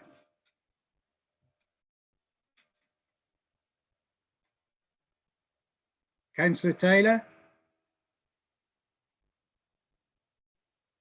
I'm assuming Councillor Taylor's having problems. Thank you, Chair. Oh, you're in. Thank you, Councillor Taylor. Thank you. Carry on. Councillor Amanda Taylor, Queen Edith's division. I also would like to speak today to oppose recommendation 12D to abolish the Cambridge Joint Area Traffic Committee. If there's one thing that can make a constitutional amendment interesting, it is traffic. Because in Cambridge, anything to do with traffic is guaranteed to stir up debate. And that's probably because it has such a major impact upon us all. We live in a medieval city with streets dating from the times when people walked or rode horses if they were lucky. It wasn't designed, or certainly the city centre was not designed for cars, 4x4s, lorries and coaches. And we have hundreds of thousands of those today coming through our city. So traffic is the main thing that constituents contact me about. As you've heard, there were nearly 40 representations when this came to constitutional ethics about the changes to CJAC from individuals and from residents' associations.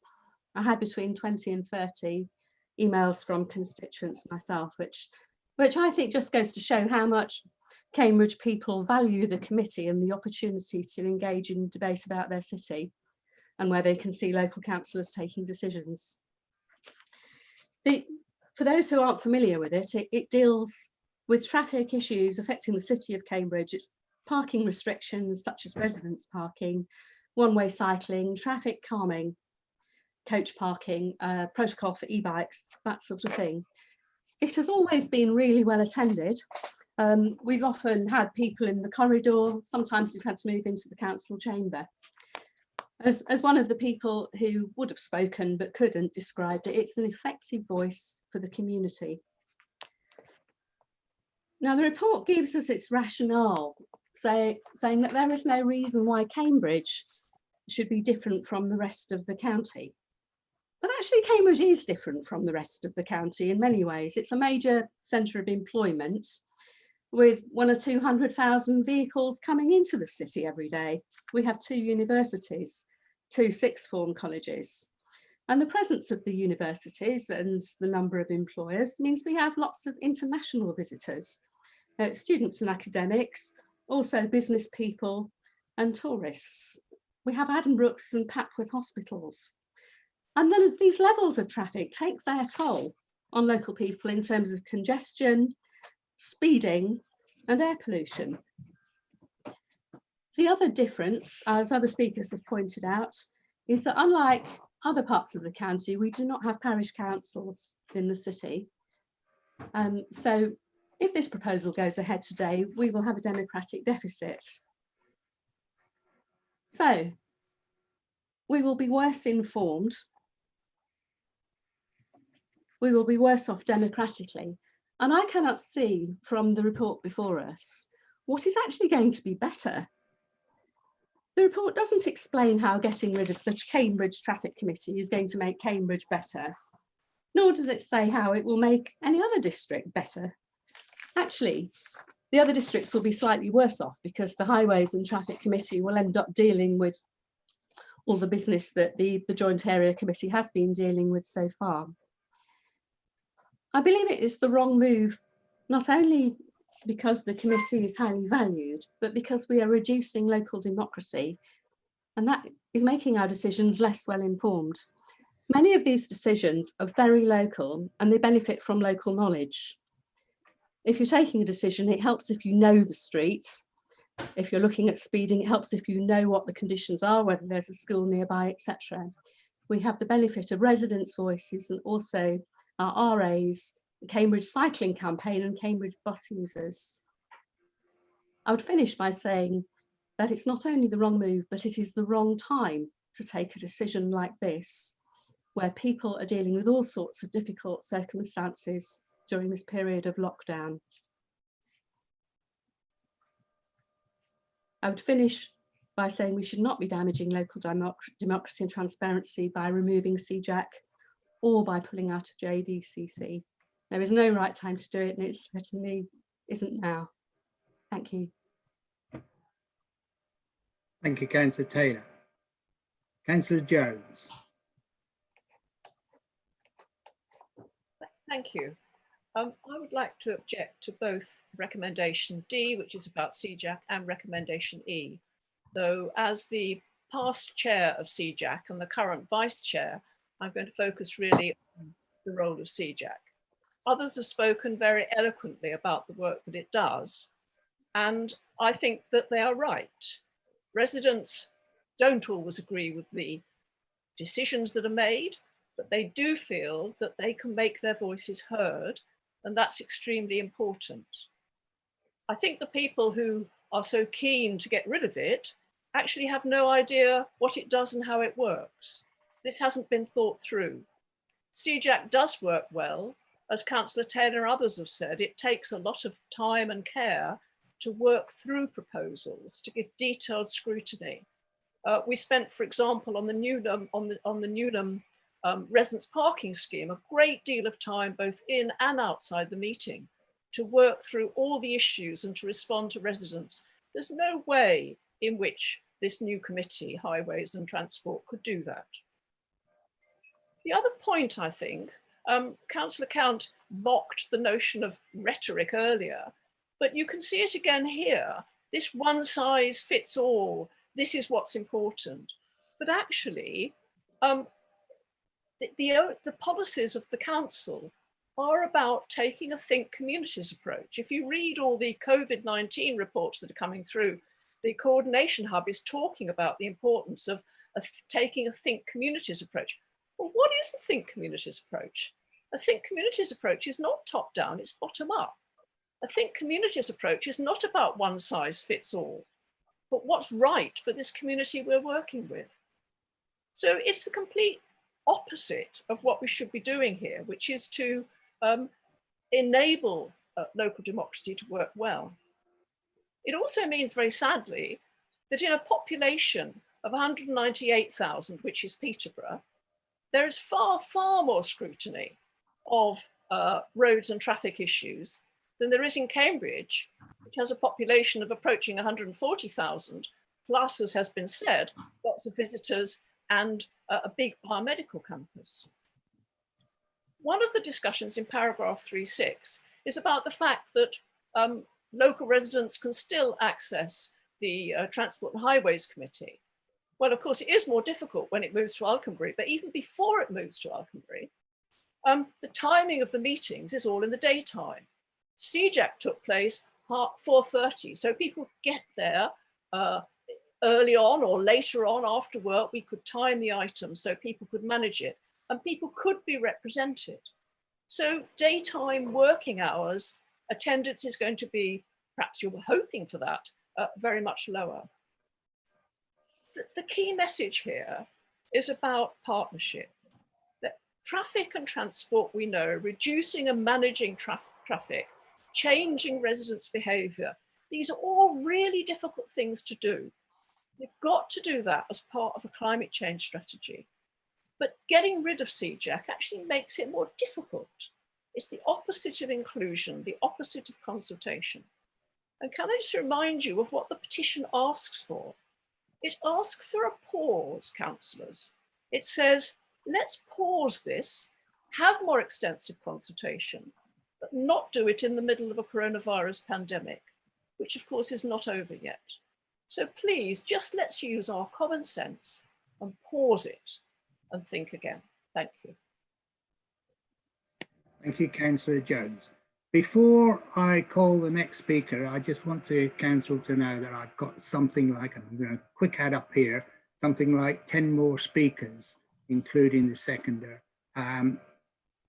Obviously, this is going to take some time to get through it if everybody exercises their right to speak for 5 minutes. So could I please urge you not to repeat something that's already been said? Otherwise, I may be put in a position of having to sort of curtail the discussion. So the last hand I've got has just come up, which is Councillor Peter Hudson. I'd like to think that would be the last speaker on my list. However, I now move to Councillor Ashwood. Councillor Ashwood. Thank you, Chairman. This may be even briefer than I planned because I'm having problems with bandwidth and various other things. I just want to speak briefly on JDCP. The second part of its title is the Control Committee for the Cambridge Fringes. And I suspect this is causing some of the problem. Why should Cambridge need a separate committee when the rest of the county doesn't have one? Because Cambridge and the Fringes, which is South Cambs territory, does have very specific problems. We have had massive developments going on all around the city now for nearly 10 years. Trumpington itself has more than doubled in size with over 5,000 new dwellings, and the same is happening everywhere you look round. The committee is formed of people who live in those areas and understand the problems of those areas. And that's been crucial with some of the planning applications we've had to actually getting decisions made correctly. We have seen some absolute horrors coming before us. And it is because we know what is going on that we have been able to make decisions. We also know what the local infrastructure is like, the roads. We're still having to involve officers on the transport side of things for these developments, even if we no longer have members on there. It's short-sighted to get rid of the committee. It has done a lot of very good work. We need to work closely with the city and South towns for the benefit not just of Cambridge City, but the whole of the county. Thank you. Thank you, Councillor Ashwood. Councillor Reynolds, you're the seconder of the motion of the recommendation for the report. It's standard practice to allow the seconder to go towards the end. Is it your intention to speak now, or do you want me to move you to the end? If so, could you just press the blue hand thing again, which will take you out of the list, and press it again, which will bring you on at the end of the list after Councillor Hudson. Your choice. Do you wish to speak now or later? Thank you, Chairman. I'm happy to speak now, as there's a lot of people waiting to speak. I'll carry on then. Quite brief. I was pleased to second the report on the committee structures at the Constitution and Ethics Committee on the 24th of April, and happy to do so again today. I did not see it necessary to speak to the paper, as the accompanying report set out the rationale in a clear and concise manner, and at the time saw no benefit in repeating what to me was blindingly obvious in the report. That said, I read and analysed all the representations I received, which was over 30. And while there was a lot of passion, I have to say they were entirely Cambridge City focused and failed to take an all-inclusive view, which of course is our role as a county council to do so.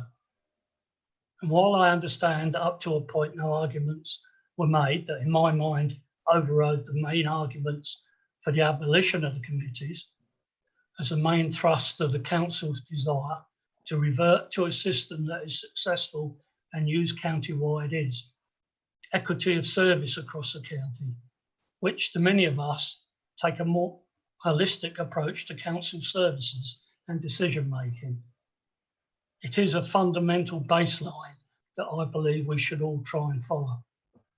This, along with the ever-growing need to use council resources, including officer time, more effectively, when we have an established alternative process across the rest of the county that works well. Really, the abolition suggested is both attractive and sensible when looking in a dispassionate and objective manner. What was right back in 2013 is not necessarily right for the situation we find ourselves in now. Not only having to deliver county-wide services on an ever-diminishing financial base, but also being asked to deliver even more. We have to review existing practices and look for new and innovative ways to use our limited resources and budget. We have no choice as we face a tough economic recovery. The COVID crisis has thrown up many issues in local government and commerce, not least the way we meet and make decisions. We have to move away from what is comfortable or that fits the needs of lobby groups. These proposals are, in my view, both timely and correct, and I commend the report to the council. Thank you, Chairman. Thank you, Councillor Reynolds. Councillor Harrison. Thanks, Chair. Things that have been said actually by Councillor Reynolds, but also by Councillor Count earlier, really give the game away, don't they? Councillor Reynolds' anti-localism view and his talk about meeting the needs of lobby groups. Meeting the needs of Cambridge is not the same as meeting the needs of lobby groups. And Councillor Count's comment about city ideology earlier. I mean, this is a meaningless phrase to those of us in the city, let me tell you, meaningless. But to you outside, it does mean something. It's supposed to be an insult. It's a way of insulting anybody who lives in the city and who has a more urban view. Anybody who comes, I think, actually from South Cambridgeshire, as a matter of fact, these days. And this is part of a wider assault on Cambridge and on Greater Cambridge and on urban thinking.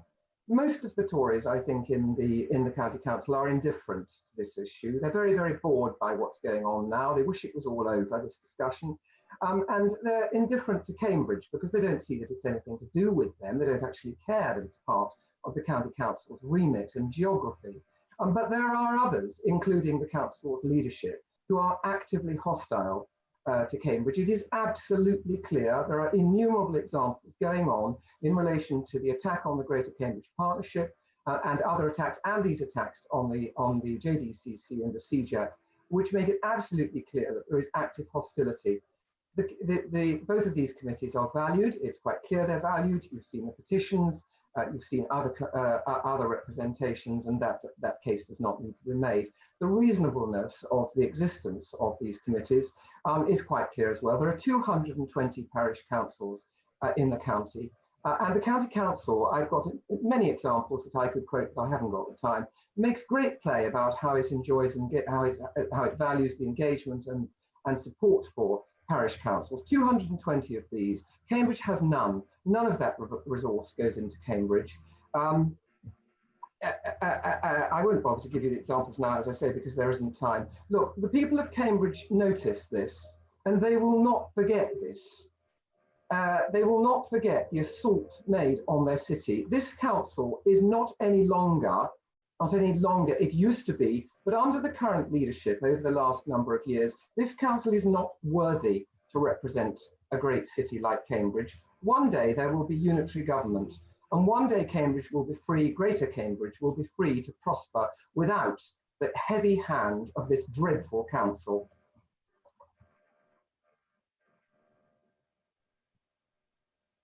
Thank you, Councillor Harrison. Councillor Manning. Thank you, Chair. I'm actually going to focus on a different point from the previous speakers. It's about recommendation B, the Environment and Sustainability, specifically to establish the Environment and Sustainability Committee. I think we all agree this is a good thing, but I'd like to draw attention to the proposal that our group has made to give the committee the power of call-in. We need to establish if environment is our number one priority and is the most important thing for this council to work on, that the committee itself has real teeth. And that's why we've proposed at Constitution Ethics and will continue to push for the council to have the power of call-in on other committees where decisions that those committees make are negative in terms of environmental sustainability grounds. It's really important because we've got to recognise that with the existing committees and the existing structures, they have roles and responsibilities which may come into conflict with the environment. And it's only by giving the Environment and Sustainability Committee the power to call in and question those decisions that we will truly be a council that takes the environment as a number one priority. Thank you. Thank you, Councillor Manning. Councillor Jenkins. Thank you, Chair. I'd like to bring us back to recommendations D and E, if I may. And we've had lots of very good councillors giving reasons why those recommendations should be rejected. I just want to give you the reasons why, if you're not a Cambridge councillor, why you should not support them. The relevant pages in your papers are pages 136 and 138. 136 is the page appropriate for CJAC, and paragraphs 3.4 and 3.5 give you two reasons why it should be abolished. The first is because Cambridge, it's not appropriate that Cambridge has a different setup. Well, as everybody said, that reason doesn't hold water. Cambridge is manifestly different to the other constituent districts in Cambridge. So it seems sensible and appropriate that it should be treated differently. Difference is not something we should be afraid of. But reason number two, which says because there's another way of doing it, is simply a non-reason. The simple existence of an alternative is no reason on its own for change without some analysis of what's wrong with the existing system and what's to be gained from a new system. Colleagues, there is nothing. We're having I'm having audio's breaking up. I'm assuming that Michelle, Dan.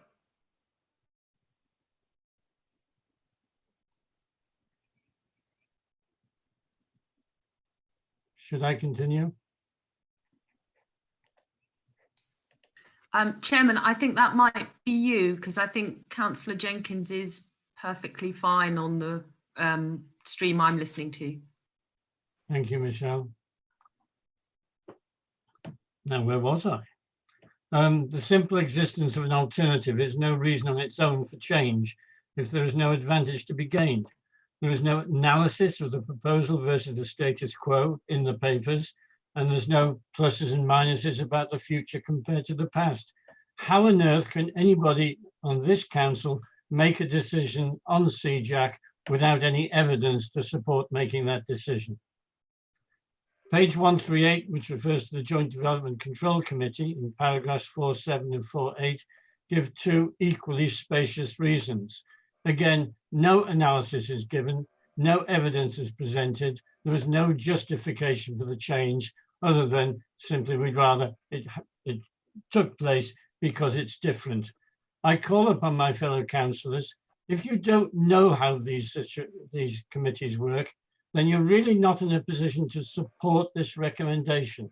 So stand back and abstain and let those that have knowledge, because they're closer related to the issues, make the decision, because you are presented with no data to enable you to do that. Let's all remember this is a public meeting. We're operating with public papers and making a public decision. It doesn't look good when we make decisions in the absence of evidence to support it. Thank you. Colleagues, Councillor Jenkins, I did try to interrupt you during your speech because I was certainly having great difficulty in hearing you because it kept breaking up. And at some stage I actually lost my connection to Zoom. And then I was confronted with a screen saying that the host had muted all mics. So can I have an input, please, from Michelle? Tell me what was happening. Was it just me that was having difficulty hearing Councillor Jenkins, yes, or were others? Without preempting, I think, Councillor Maguire, it was just you. I think everybody else could hear Councillor Jenkins perfectly well. All right. Okay. Thank you for that. Okay. I'm glad of that. So I didn't want Councillor Jenkins not to have had the opportunity to speak properly. All right. That's fine.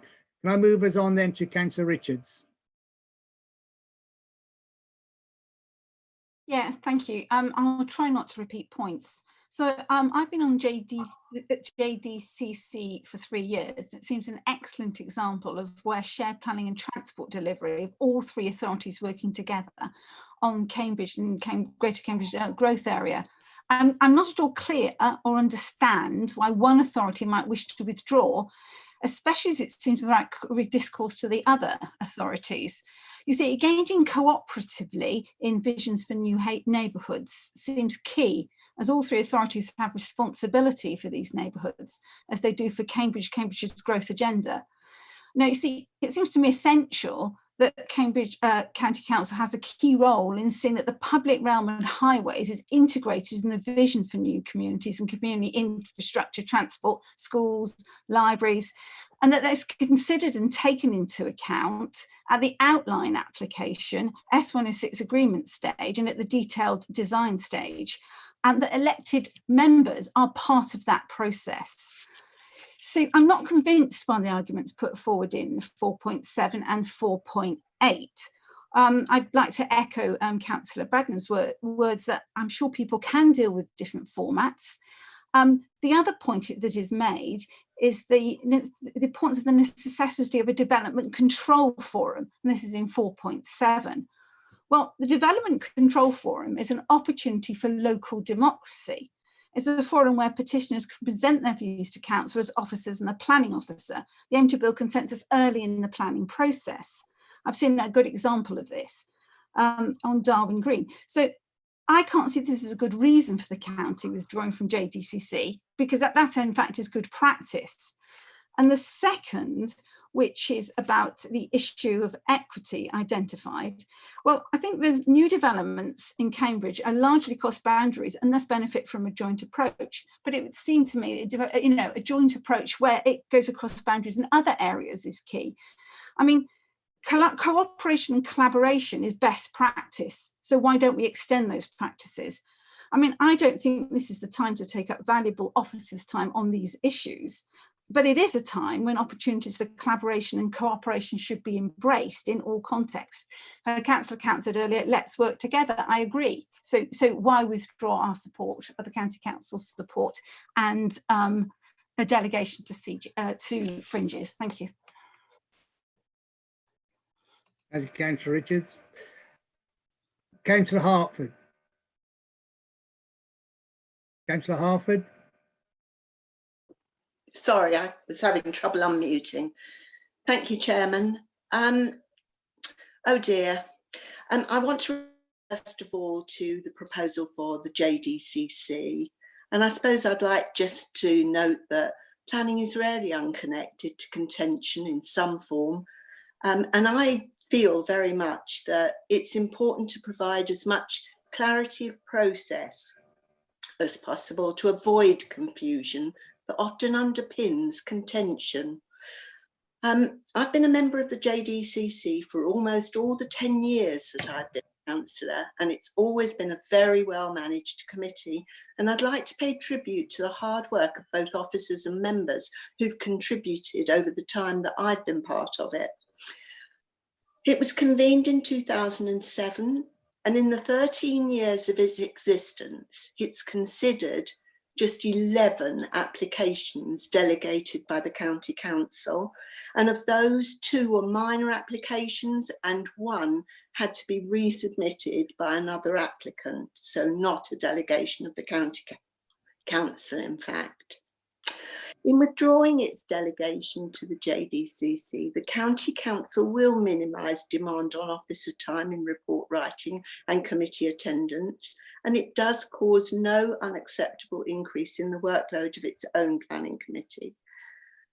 It also, of course, does mean that it will withdraw from the table at which consideration of strategic applications happens, but it will still participate fully as a statutory consultee on the very important aspects of things like highways safety and the Section 106 negotiations. And, you know, I fully expect that South Cambs and the city will continue their relationship for considering major strategic sites. Some of the comments I've heard seem to indicate that this won't be the case going forward. They're already collaborating on a joint local plan, so it's inconceivable that they wouldn't continue to operate a new format JDCC. Any planning process allows local people to make representations, whether it's a JDCC or the county's planning committee. And from my experience of sitting on planning committees, I know how rigorously councillors consider the issues and concerns raised by local people. The fear that this change will create a democratic deficit is unfounded. The opportunities for participation at a local level will remain exactly the same. I paid even closer attention to the item related to CJAC.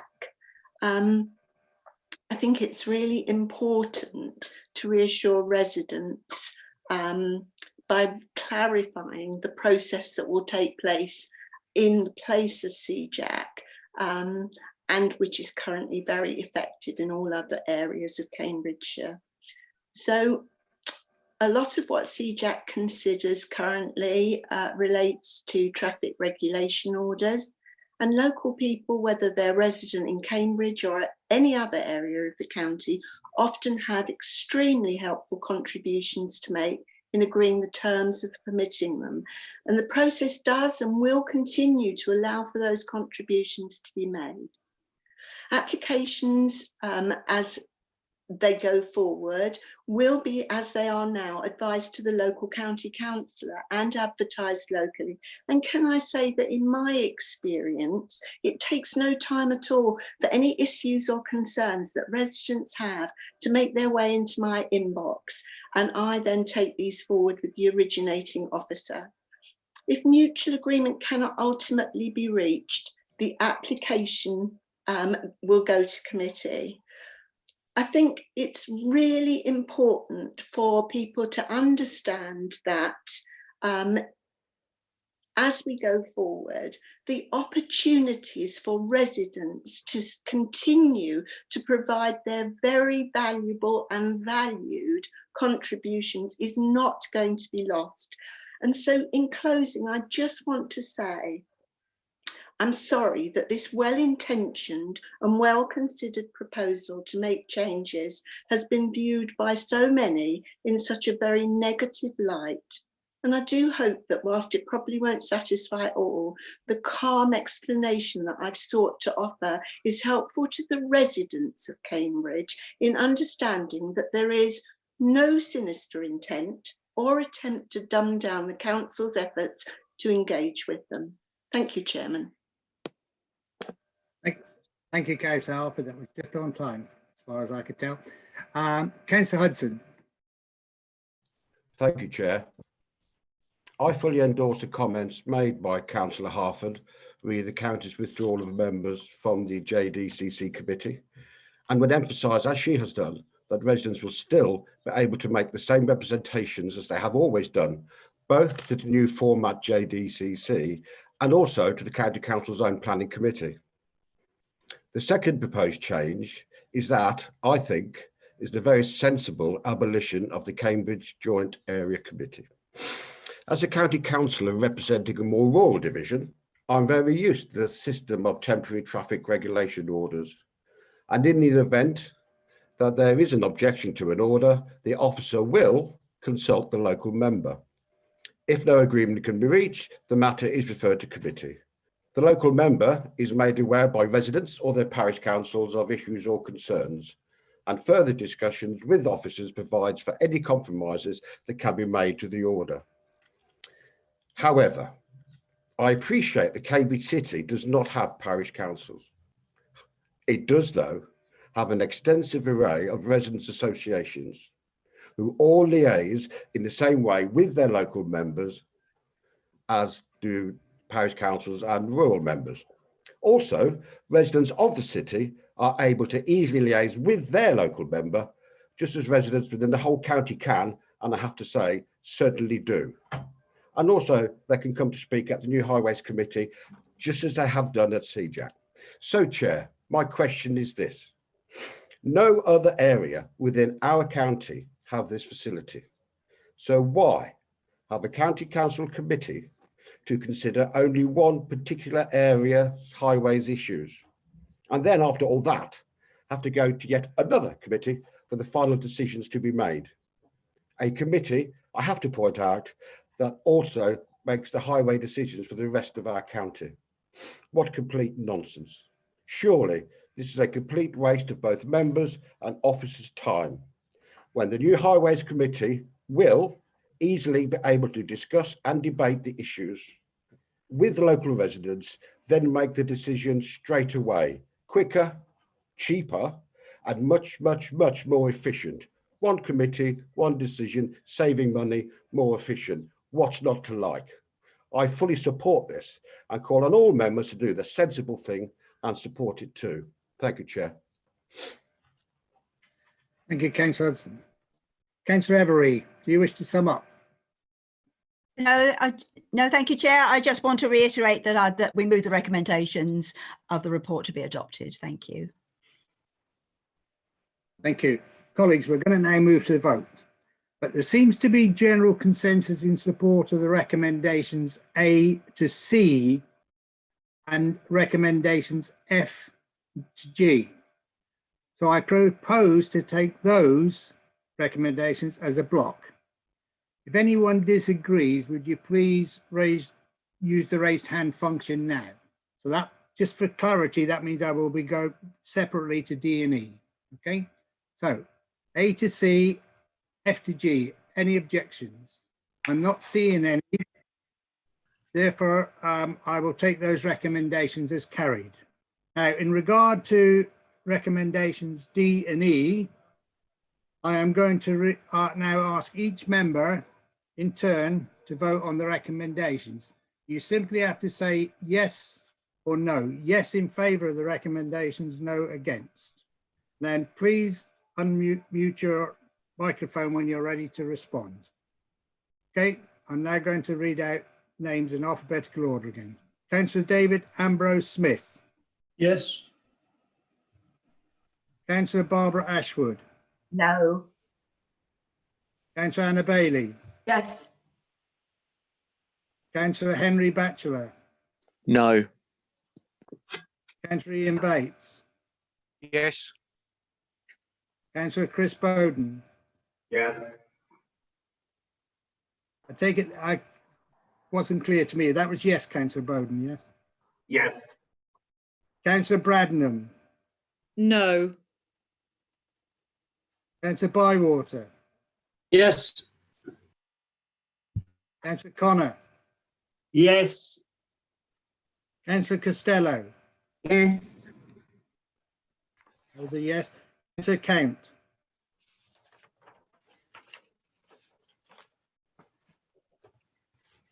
Councillor Count. Yes. Councillor Crawford. No.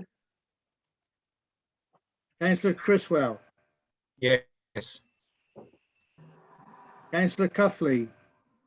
Yes. Councillor Downs. No. Councillor Dupre. No. Councillor Every. Yes. Councillor French. Yes. Councillor Fuller. Yes. Councillor Giles. Yes. Councillor Goldsack. Yes. Councillor Gowing. Yes. Councillor Harford. Yes. Councillor Harrison. No. Councillor Hay. Yes. Councillor Hickford. Yes. Councillor Howell. Yes. Councillor Hoy. Yes. Councillor Hudson. Yes. Councillor Hunt.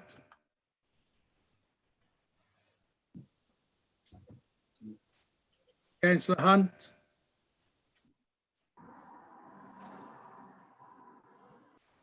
Not hearing Councillor Hunt. Michelle, are you hearing Sorry, Councillor Hunt? can you hear me now? Yes, Councillor Hunt, yes or no? That's yes. Hunt. Councillor Jenkins. No way. Councillor Jones. No. Councillor Kavanagh. No. Councillor Kindersley. No. Councillor King. Yes. Councillor Manning. No.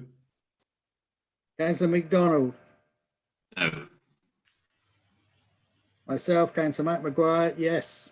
Councillor Machini. No. Councillor Nasinga.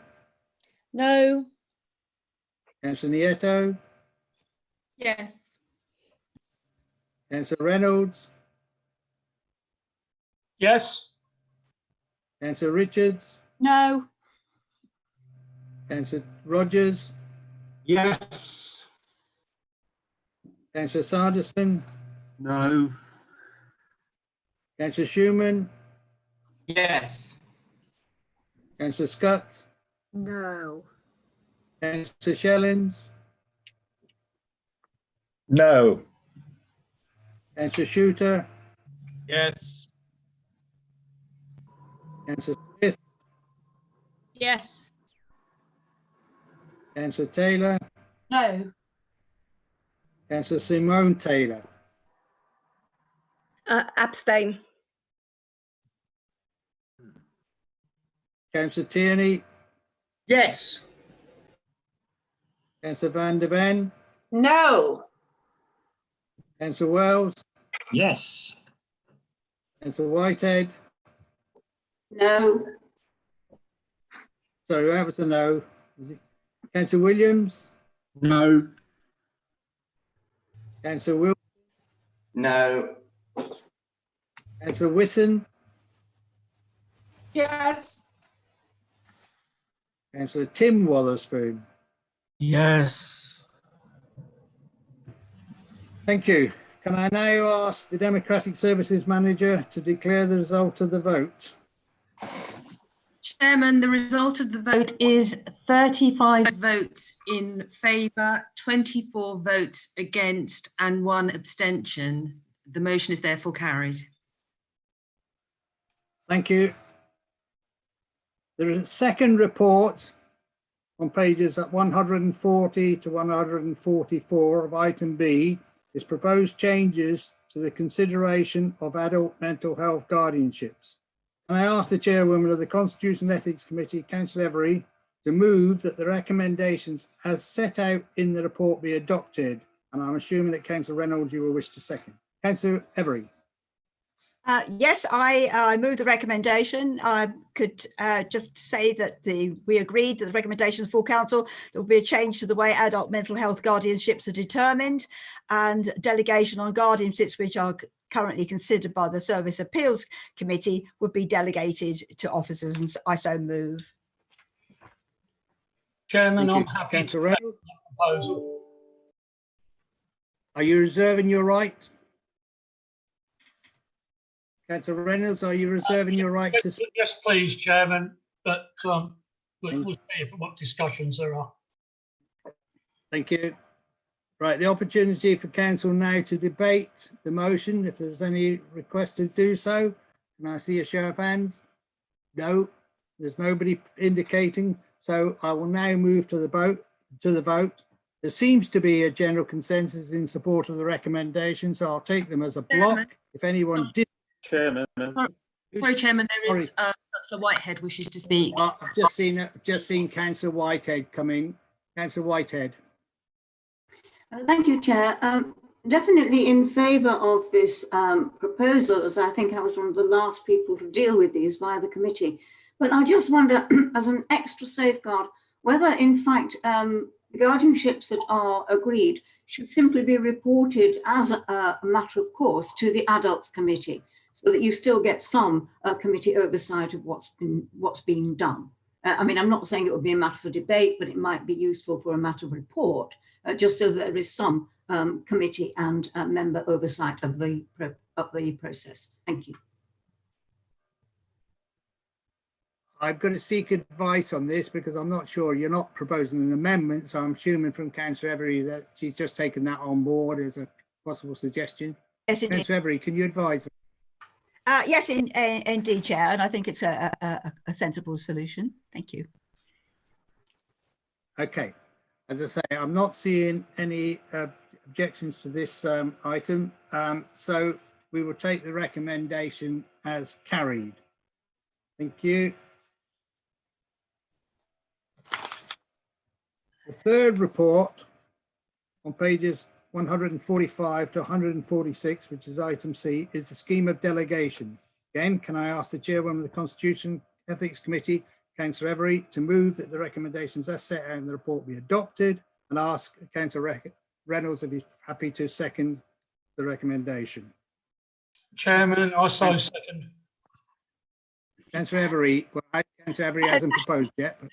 Thank you very much, Chair. This is something that has to be agreed at full council every year, and we just need to agree the recommendation full council that we agree the scheme of delegation or such part of it as the Constitution determines so far. So this is a normal annual meeting decision. So I therefore move the recommendation as set out in the report to be adopted. And thank you, Councillor Every. I'm not seeing any blue hands, so that I'm taking that as that there's a general consensus in support of the recommendation. So if anybody does disagree with that, please do so now by using the raise hand functions. Not seeing any, so I see no objection, so we'll take the recommendations again as carried. Thank you. Moving on to item 13, which is the committee's the allocation of seats.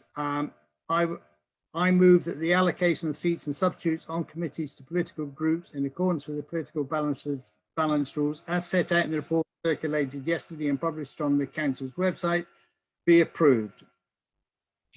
I'll look to the Vice Chairman to second that. Councillor Every. A second, yes, Chair. And reserve your right to speak, presumably? Yes, Chair, thank you. Right, the opportunity for council to debate this item if they wish to. Not seeing any hands appearing, so nobody wishing to speak. So I'm assuming there is a general consensus in support of the recommendations. Again, the opportunity now to, if you object to that, No, I'm not seeing any objections, so we will take the recommendations as carried. Thank you.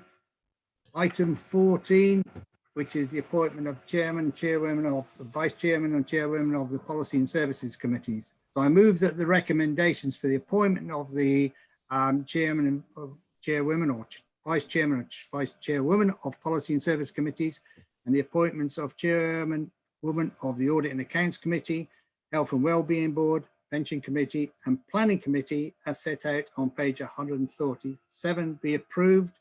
And I like look to the vice chairman. Yeah, happy to second, Chair.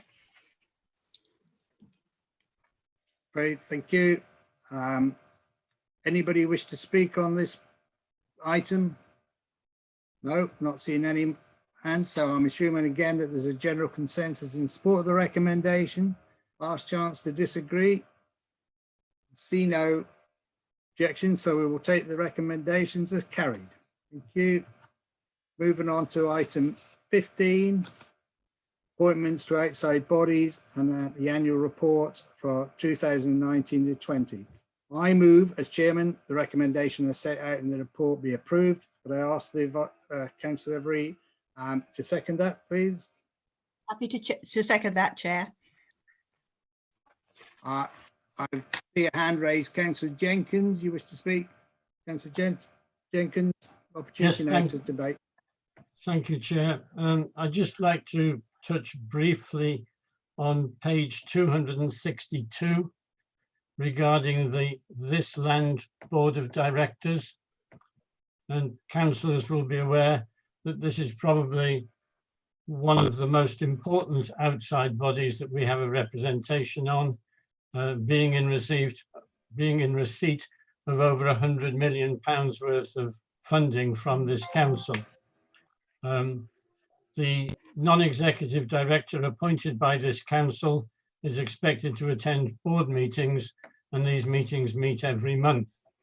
In the report on page 262, the report is not from the director, but from the chair of C&I, and I understand that said director didn't attend any board meetings throughout the year.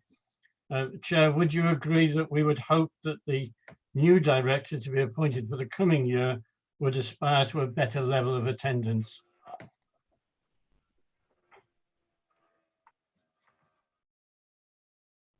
Thank you, Councillor Jenkins. I think you're finished there. I'm not. Oh yes, I'm now suddenly seeing hands popping up. Oh, they've disappeared again. Councillor Count, your hands reappeared. You wish to say speak? Yes, thank you, Chairman. I'm going to have to speak on behalf of Councillor Josh Schumann because whilst we've been discussing this meeting, his computer has slowly disintegrated and crashed, which means he's no longer online as far as I understand it. So just my understanding of this situation is this, that Josh Schumann, as the chair of the C&I committee, wrote the report on the basis of feedback from the shareholders' representatives, plus on the back of the C&I committee's examination of this land's performance.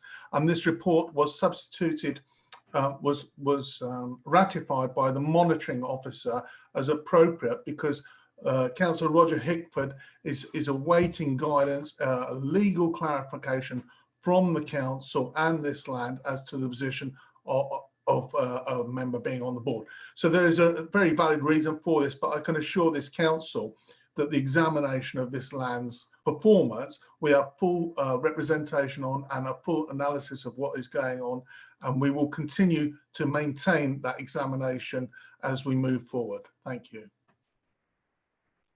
Councillor Count. Councillor Hay. Hello, yes. I think Councillor Count covered that well.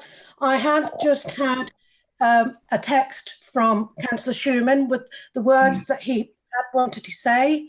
So although Councillor Count has covered most of it, I will just read through this.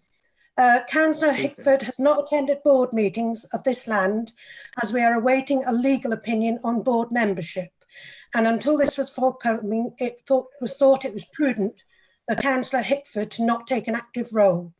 In light of this, the shareholder representative, the Commercial and Investment Committee, have been continually monitoring and overseeing the activity of this land through its shareholder meetings. The chairman of C&I felt that he could present the annual report and answer any questions if necessary. Thank you. Thank you, Councillor Hay. Right, so I'm not seeing any other hands up. I notice there's a lot of chat going on, but can I just check back that there's no other speakers? No. All right, I think there is a general consensus in support of the recommendation. So again, if anybody disagrees, they need to raise their hands now. Oh, all right, so I will take it that the recommendation is carried. Before I move on to item 16, I noticed there's been a number of chats. It's difficult for me to keep track of them all, but I think there's been some questions as to whether we should take a break. I do appreciate that at some stage, because we've been going on for now, what, 2.5 hours? However, looking at the agenda, there isn't a great deal to go through the agenda. However, what I'm proposing to do is take the next couple of items, I'm assuming they're fairly short, and then take a 10-minute break before we move on to item 18. So at that point, because I suspect there might be some discussion on the motions. So, with your permission, I will now carry on and take item 16. This item relates to Cambridgeshire Combined Authority, Cambridgeshire and Peterborough Combined Authority. Therefore, I propose to move the recommendations with the following appointments. In little b, to appoint Councillor Connor from the Conservative Party and Councillor Scott from the Labour Party to the Overview and Scrutiny Committee, myself, Councillor Maguire and Councillor Jones as the 2 substitute members from the same political parties as those appointed. And in the case of C, appoint Councillor Goldsack from the Conservative Party to the Audit and Governance Committee and Councillor Wells as a substitute member from the same political party. But I ask the Vice Chairman if she's prepared to second that proposal. Very pleased to second that, Chair. I'm seeing only one hand coming up, so I will take that. Councillor Nsinga. Thank you. I just wanted to comment on this proposal. I don't have any objections to the individual members who are being proposed by Cambridgeshire County Council, but I do have objections to the way in which the proportionality has been dealt with by the Combined Authority. The Combined Authority has chosen to deal with its proportionality by political party rather than by political representation. In their first year, they did have independent councillors, but they are now excluding all independent councillors from any representation on Combined Authority bodies. This excludes the majority, the main opposition parties in Fenland and in Huntingdonshire from any representation on any Combined Authority bodies. And I feel that this is an absolutely outrageous way for the Combined Authority to behave. It is deeply anti-democratic. We are looking at the legality of it, but in the meantime, I will accept that these are the nominations that should go forward. But I did want to raise that this is not an acceptable way for the Combined Authority to be behaving. And Councillor Nsinga, thank you. Councillor Count, you wish to come in? Yes, thank you, Chairman. I seem to recall this this conversation over a year ago. I don't seem to recall it. I do recall this conversation. I recall extensive correspondence on this matter involving monitoring officers and actual legal guidance on this. The fact of the matter is that parties and groups have 2 very different standings in law, and as opposed to what Councillor Netzinger is saying, I do not believe that the Combined Authority have chosen to determine the way that they allocate proportionality. They have followed the legal guidance on this matter.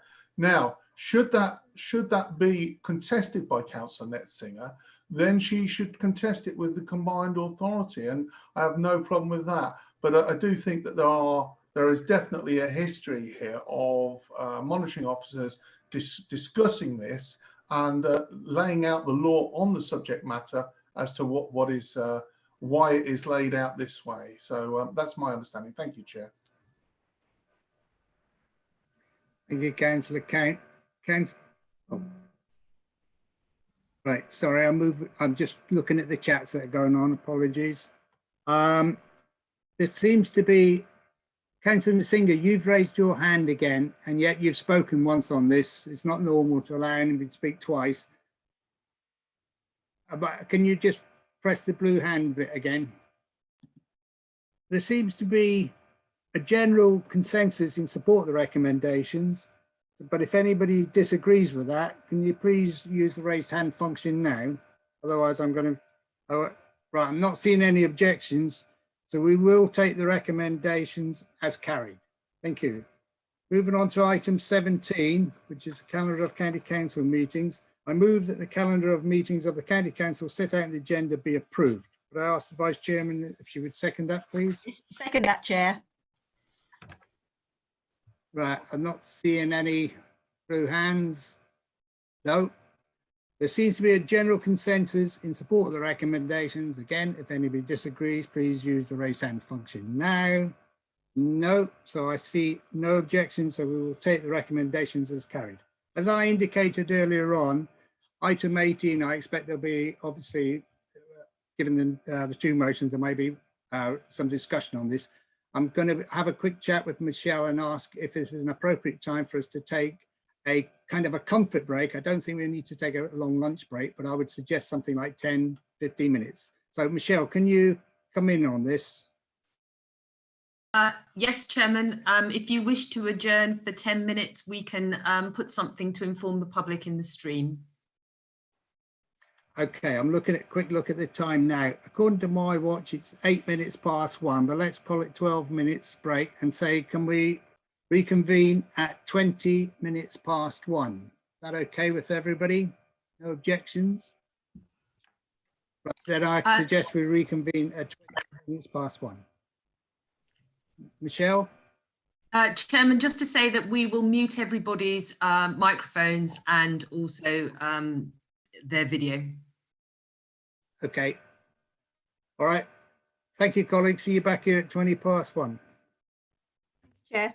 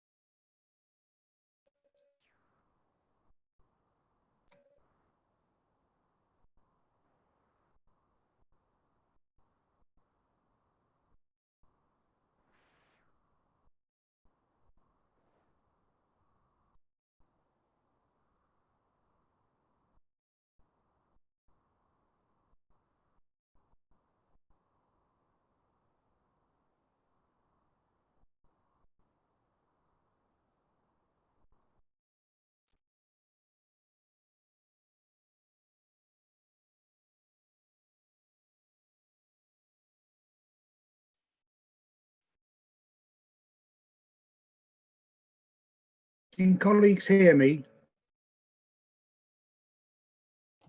Yes. I can hear you, Mac. Now. Yes. Yes, I can. Problems. I can as well. Yes, I can hear. Yep, I can hear you. Thanks. I think the video is still not working for me. Councillor Maguire, can I just say that you are live streamed now? So Yeah, okay.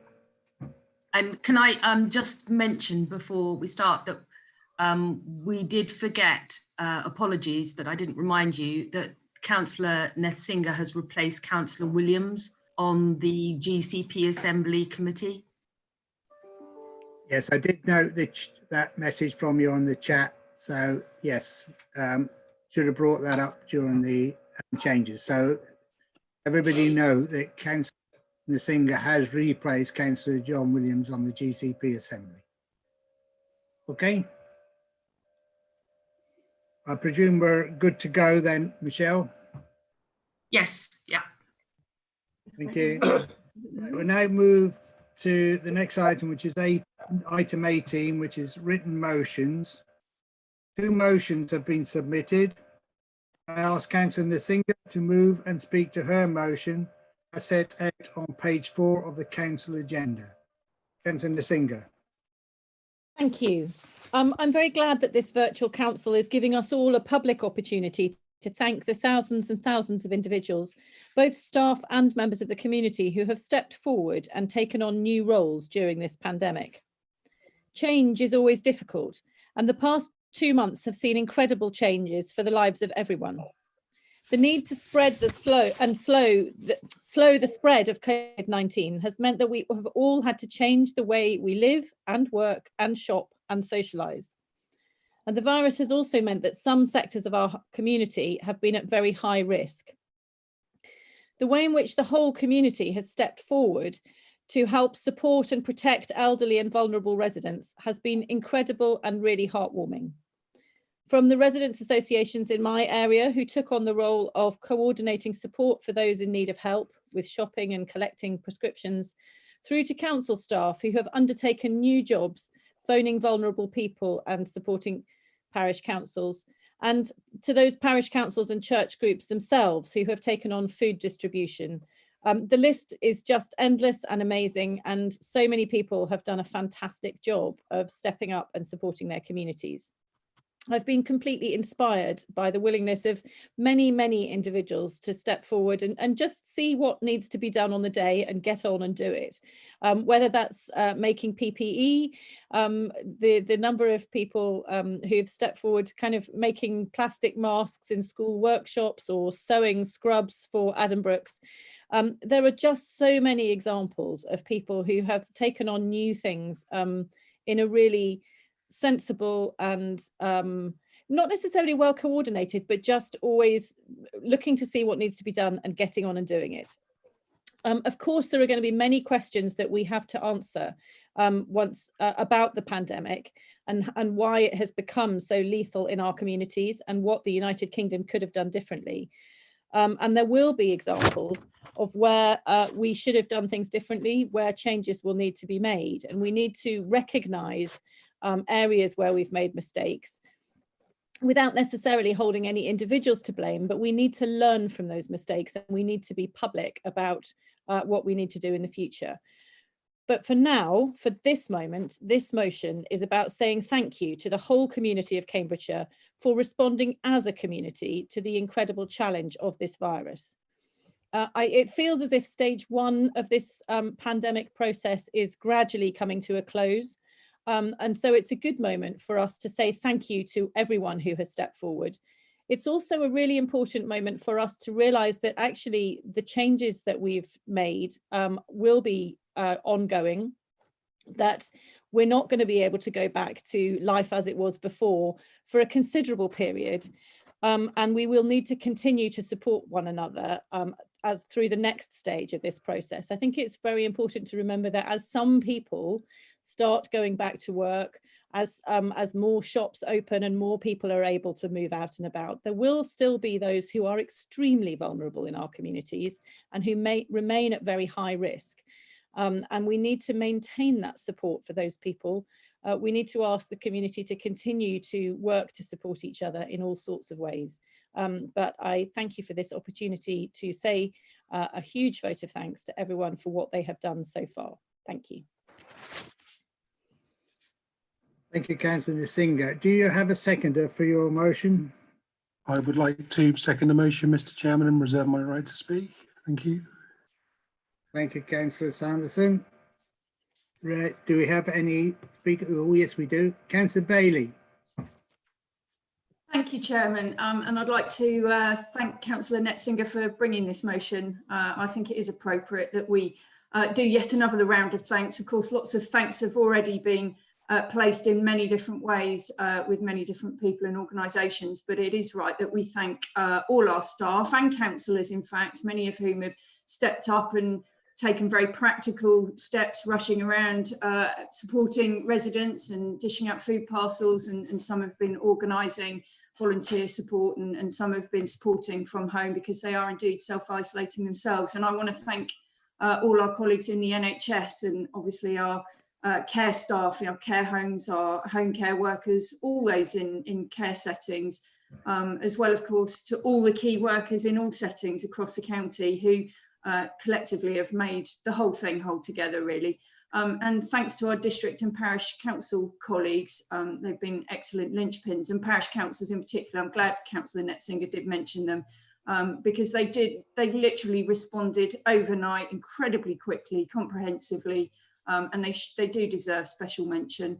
And I'd also like to thank our Chief Executive, Julian Beasley, and our leader, Steve Count, who really have stepped up and led us through this emergency incredibly impressively, and worked incredibly long hours in difficult circumstances. I just want to put on record that thanks have been conveyed in many ways already. So in the committee meetings, we've done our own thanks to the various different organisations and our partners. We've done a huge amount of thanking people in our communications activity. I know Councillor Creswell's included thanks to our communities and staff in the weekly hub newsletter. And Wendy Ogle-Wellborn and myself actually wrote to all the care homes in Cambridgeshire to thank them for all they've been doing. But obviously you can never have enough thanks. So it is nice to be able to say it again here.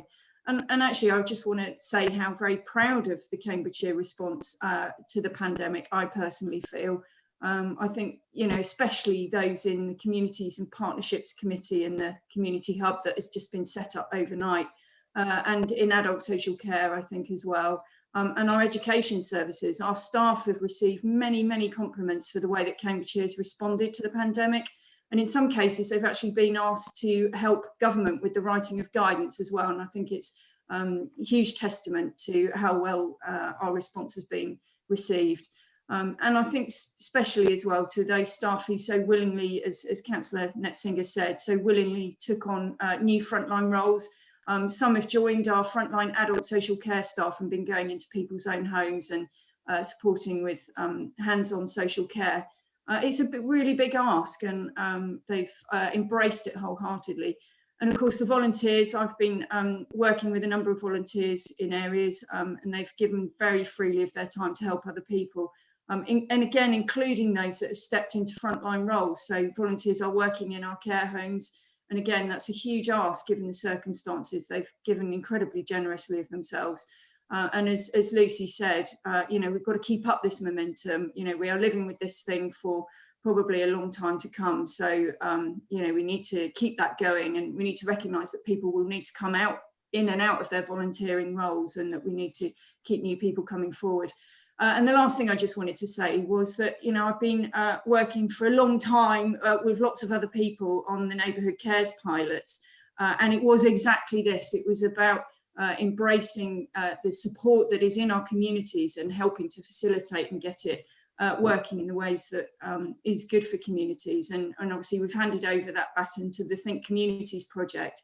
And it's just been astonishing. We've literally watched it being rolled out as a natural response to what's been happening, and it's been an inspiring thing to watch, and we need to keep that going, and we need to harness that. So wholeheartedly support this motion, and thanks for the opportunity to say thank you to everybody. Thank you, Councillor Bailey. Councillor Ashwood. Thank you, Chairman. I welcome this motion on several levels. I'd like to thank the City Council, who have done a fantastic job of setting up a network of support groups around the city. I am part of the local one. I also am the co-founder and organiser of a volunteer group. But also because I have been in lockdown for 10 weeks now due to a number of health conditions. And I have actually personally benefited from some of that assistance. I have discovered that community spirit does still exist. The cynic in me has assumed it was something that was long dead. By the number of people who come forward, we've managed to set a food bank up at very short notice. After its third opening session, we had 80 people through. And these are people who might otherwise have stepped through the net.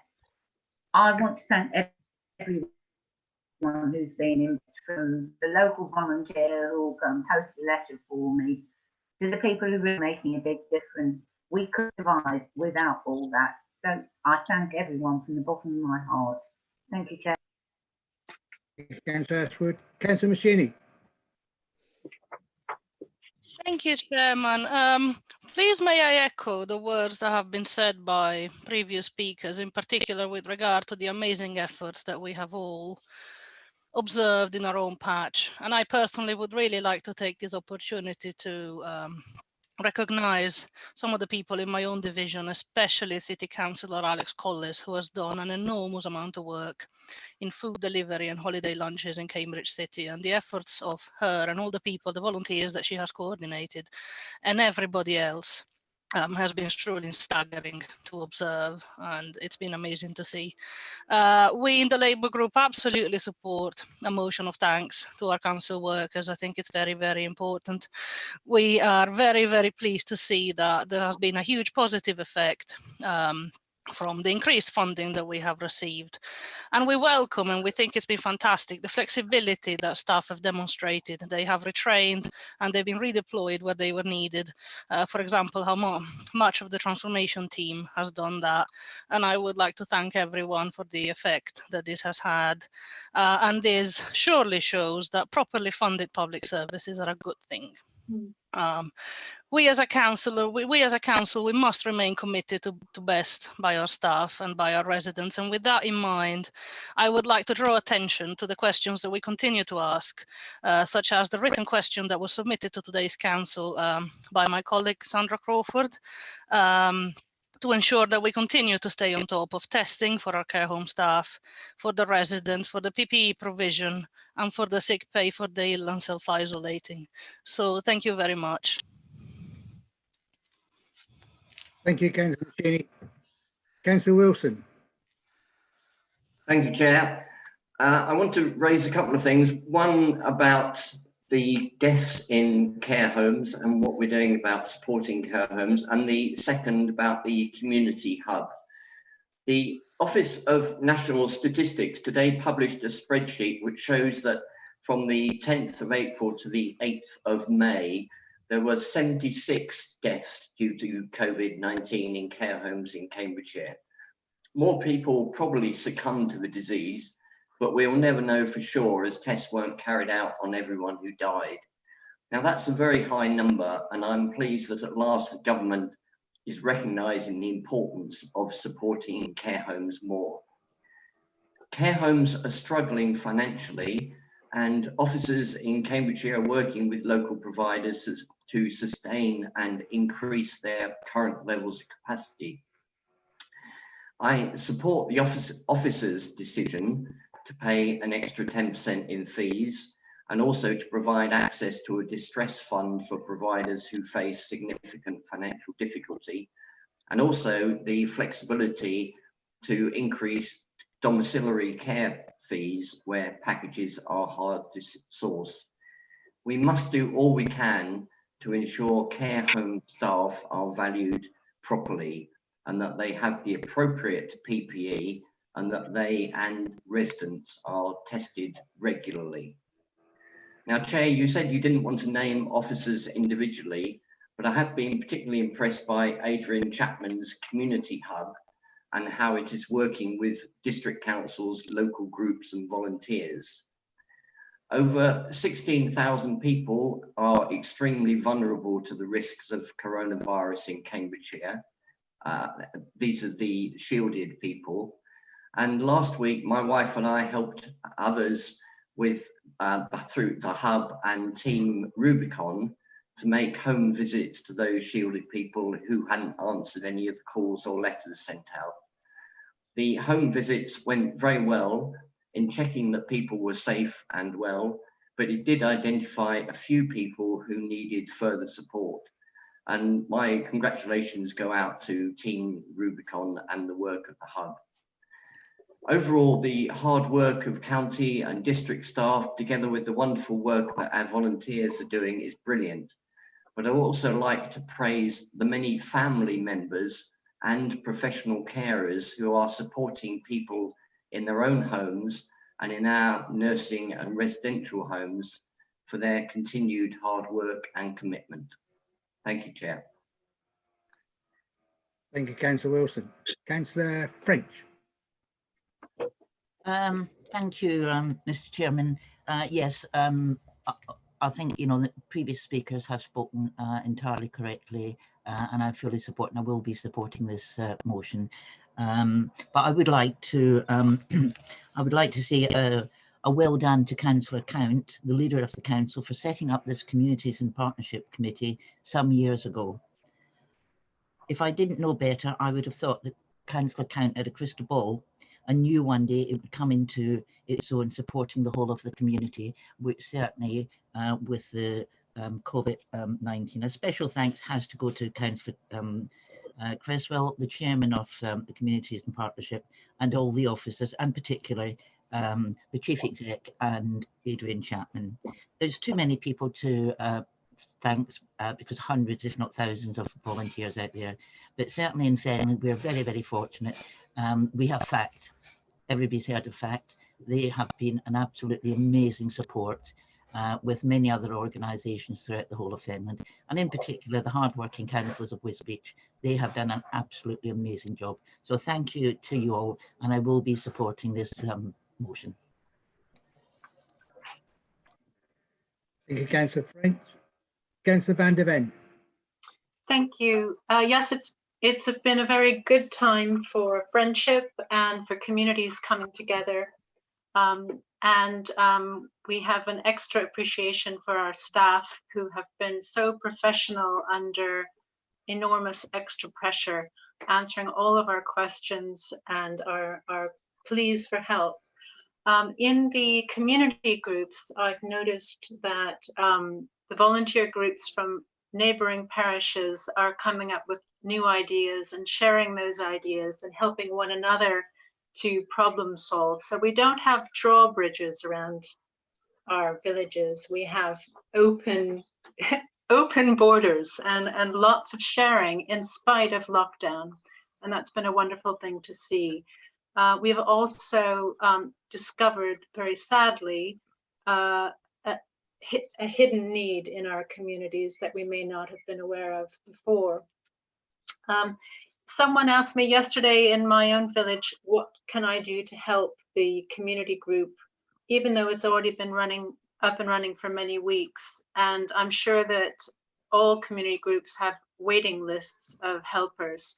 And those include people who are carrying on full-time work at home, homeschooling their children, caring for someone in the household, and still managing also and wanting to volunteer for their neighbors. So it strikes me now, as the countywide hub is looking to possibly redeploy seconded staff back to their regular jobs, that these community groups are committed and prepared to carrying on for the long term. And I think that's a legacy that residents really want to see, because there have been some positives in these last few weeks, and I think that community support is one of them.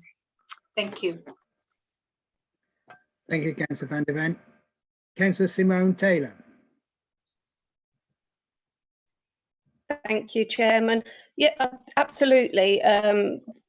thank you for bringing this motion. Wholeheartedly support it. I just want to touch a little bit on our St Neots community volunteer group, who I joined, and I've been helping them out. Unfortunately, there's so many of them that are administrators that I can't name them all, but I do absolutely need to thank them, because not only did I volunteer, I actually needed them because we were quarantined ourselves, and to know that they were out there was absolutely amazing, because I felt really, really quite isolated, that I couldn't go out and get my shopping, and they were there to help. So absolutely, to hear that all of our communities have this support is fantastic, and well done, everyone. Thank you, Councillor Taylor. Oh, Councillor Count, you've come in. Wish to speak? Yes, thank you very much, Chairman. I didn't wish to come in because, this was Lucy's motion and not mine. And I certainly didn't want to usurp it as a leader of the council. But I did think that it would be useful, seeing as it was mentioned earlier about what we're doing with the care homes, for me to put some flesh on the bones of what's already been said. In terms of the care homes in Cambridgeshire, one of the things we've done is we've given a 10% uplift in prices to help us through this period of time. A second thing that we've done is we've actually set up a sort of resilience, a mutual help hub for PPE very early on in the difficulties. And so, although care homes supply their own PPE at the start, that was incredibly difficult. And we were able, through setting up this mutual help hub, to actually help each other through this initial stages of this crisis, including the care homes. Some of the care homes have had really tragic things, such as the deaths of multiple people inside. But we've done block bookings in a lot of cases to take us through this crisis, so that there's some financial resilience there. As you know, I lobby, our council lobbies, Cambridgeshire lobbies at every opportunity the government for funding to address the funding inequalities of Cambridgeshire. And whilst it's no different for Cambridgeshire to everyone else, the fact that another £600 million was released by the government to try and deal with the coronavirus outbreak in care homes was well received. And we're looking forward to actually getting that onto the front line to ensure that any further outbreaks can really be stifled. But even before that came in, these care homes, many of which are independent, the moment that our organisation knew that there was an issue anywhere, we have been in contact, direct contact, offering support, training, PPE, whatever's necessary, and revisiting and actually checking to see if new practices for maintaining cleanliness, PPE, are being adhered to ensure the ultimate safety of all the residents. So I just thought I'd clear that area up as it was on this subject. It's impossible for me to add more thanks to anything that's already been said, because the list is literally endless. It's our communities, it's our officers, it's our members, it's our partner organisations. And if I name anyone, either individually or a community, I can assure you I'd by default leave out 50, 100, 1,000 other people that are equally deserving of praise. In Lucy's motion, she has concluded by saying, asking Gillian to take the most appropriate measure of thanking the individuals. And I don't know yet what that will be. But the one thing that is clear to me, and we've heard it throughout these thanks that have gone on, and the repeated thanks we've seen before and elsewhere, is that this council, despite our political allegiances, is completely and absolutely lined up to backing this communication, that we're all in this together, and it's absolutely vital that that is communicated. So however Gillian chooses to express her thanks, I want to invite all of the other group leaders alongside me to just sign, state, video, whatever it is, alongside you as chairman, Mac, to show the public that when it comes to something like coronavirus, we are all in this together and we are politically aligned. It is us versus the hidden enemy, and not bickering amongst themselves. So thank you for the motion, Councillor Lucy Netzinger, and thank you for indulging me, Chair. Thank you, Councillor Kane. At this stage, I should normally invite Councillor Sanderson as a seconder. Do you wish to come in and say something, Councillor Sanderson?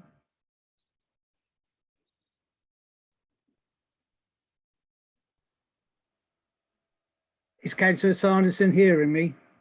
He was a seconder. Yes, I can hear you, Chairman. Sorry, my mic was muted. I don't think I have anything else to add to what's already been said. Thank you. Thank you, Councillor Sanderson. Councillor Netzinger, do you wish to sum up? Yes, just very briefly, just to say thank you to the leader for the information he provided on care homes. There will be a need to examine what's happened in care homes during this pandemic in the near future. I think that the scale of the tragedy that's unfolding there is pretty catastrophic, and I'm sure that's something that we will need to look at both locally and nationally. But that wasn't intended to be the main focus of this motion. This motion was meant to be about thanking the wider community, really, all those people who don't normally take a major role in local government or in care services, who have stepped up and done simply astonishing things right across the whole county. And I'm really glad that we've taken this opportunity to make our thanks to them clear. That's all. Thank you. Okay, thank you, Councillor Netzinger. Colleagues, I'm pretty sure that there's general consensus in support of the motion. If anyone disagrees, could they just show by the pressing the raised hand now? No, I'm fairly sure we all support this motion, and therefore I will consider the motion carried. Thank you, colleagues. We now move to the second motion submitted by Councillor Manning. And I ask Councillor Manning to move and speak to his motion as set out on pages 4 and 5 of the council agenda. Councillor Manning. Thank you, Chair. Chair, fellow members, I think we've all had a few similar experiences during the lockdown, in particular those of us who are actually able to take state-sanctioned exercise. I've personally seen local areas anew for the first time. I thought how nice the air is. I've noticed little random landmarks, plants or views that have kind of always been there, but somehow I just didn't notice them or I wasn't aware of them.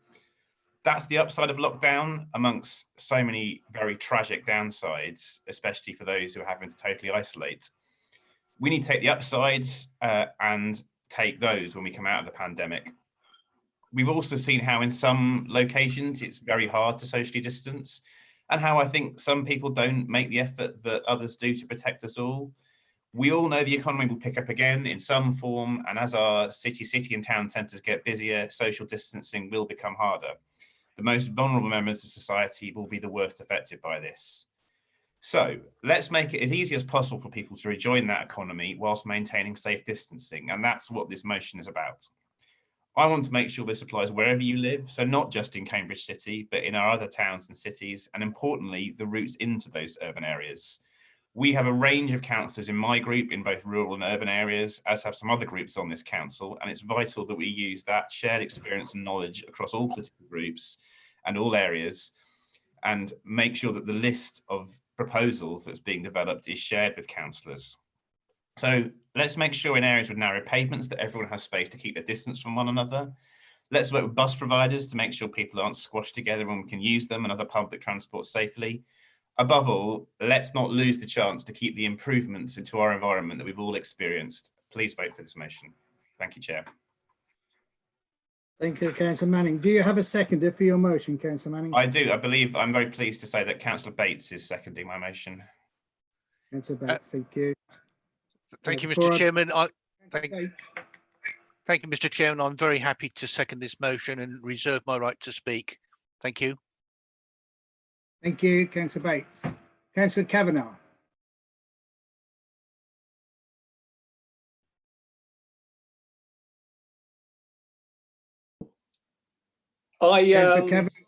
Can you hear me? Yeah. Yeah, good. Yeah, no, I fully support this motion. There's just two things I'd like to bring up.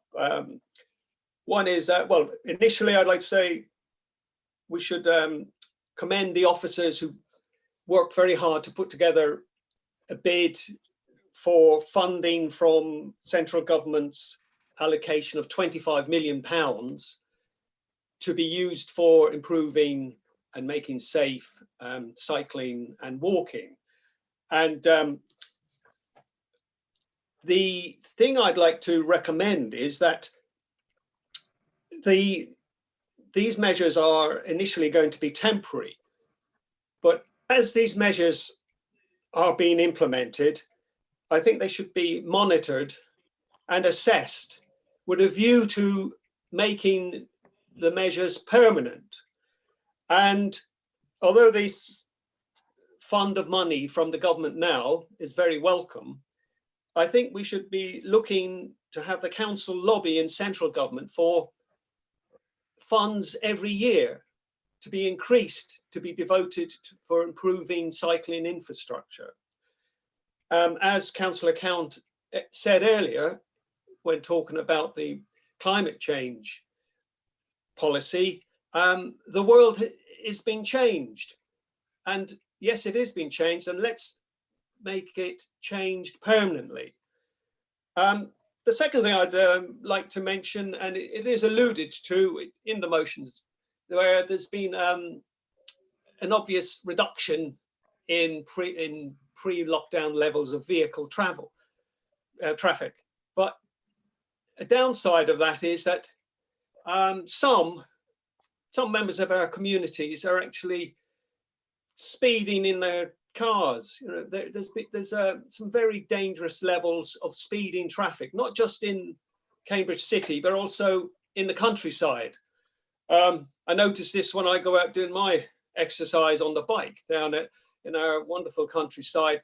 There's some real abuses of the speed limit. So I would ask the council to urge the police to actively enforce speed limits across the county for the safety of everybody during this time of the COVID crisis.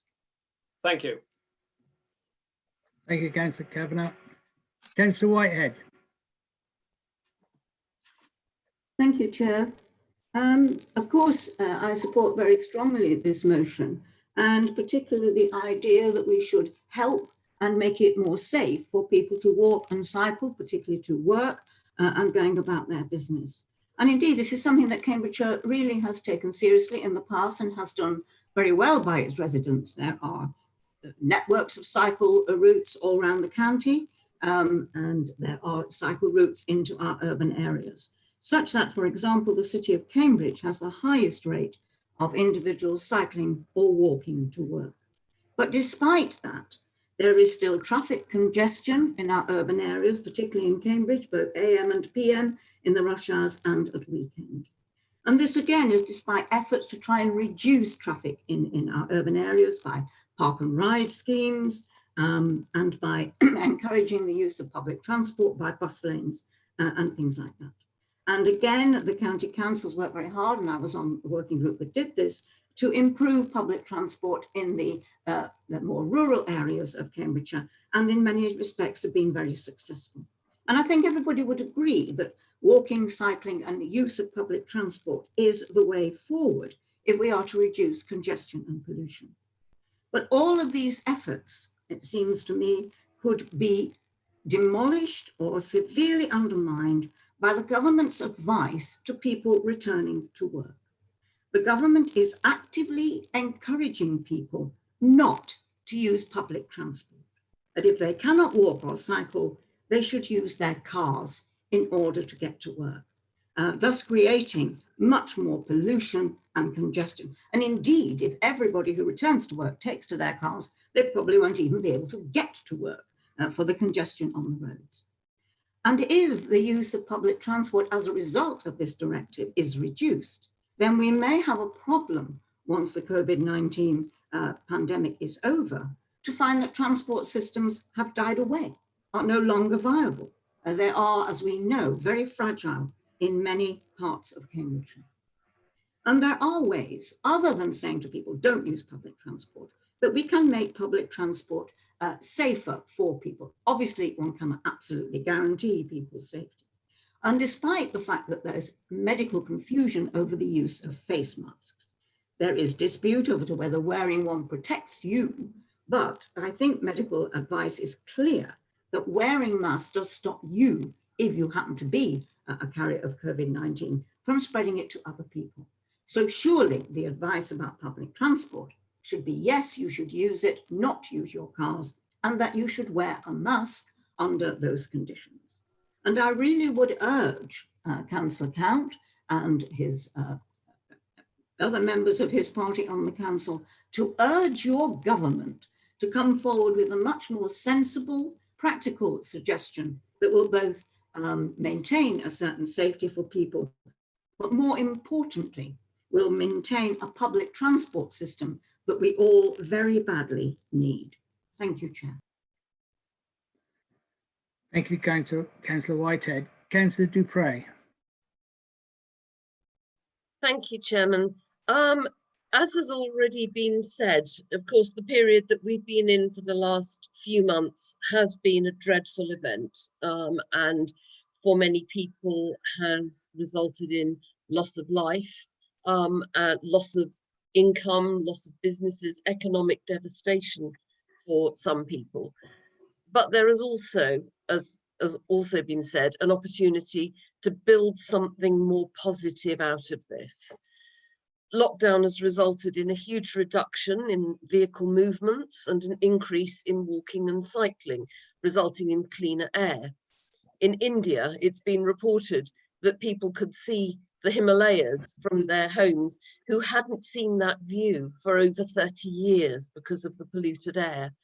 And similarly, the view in European cities in many places has been utterly transformed by our improved atmosphere.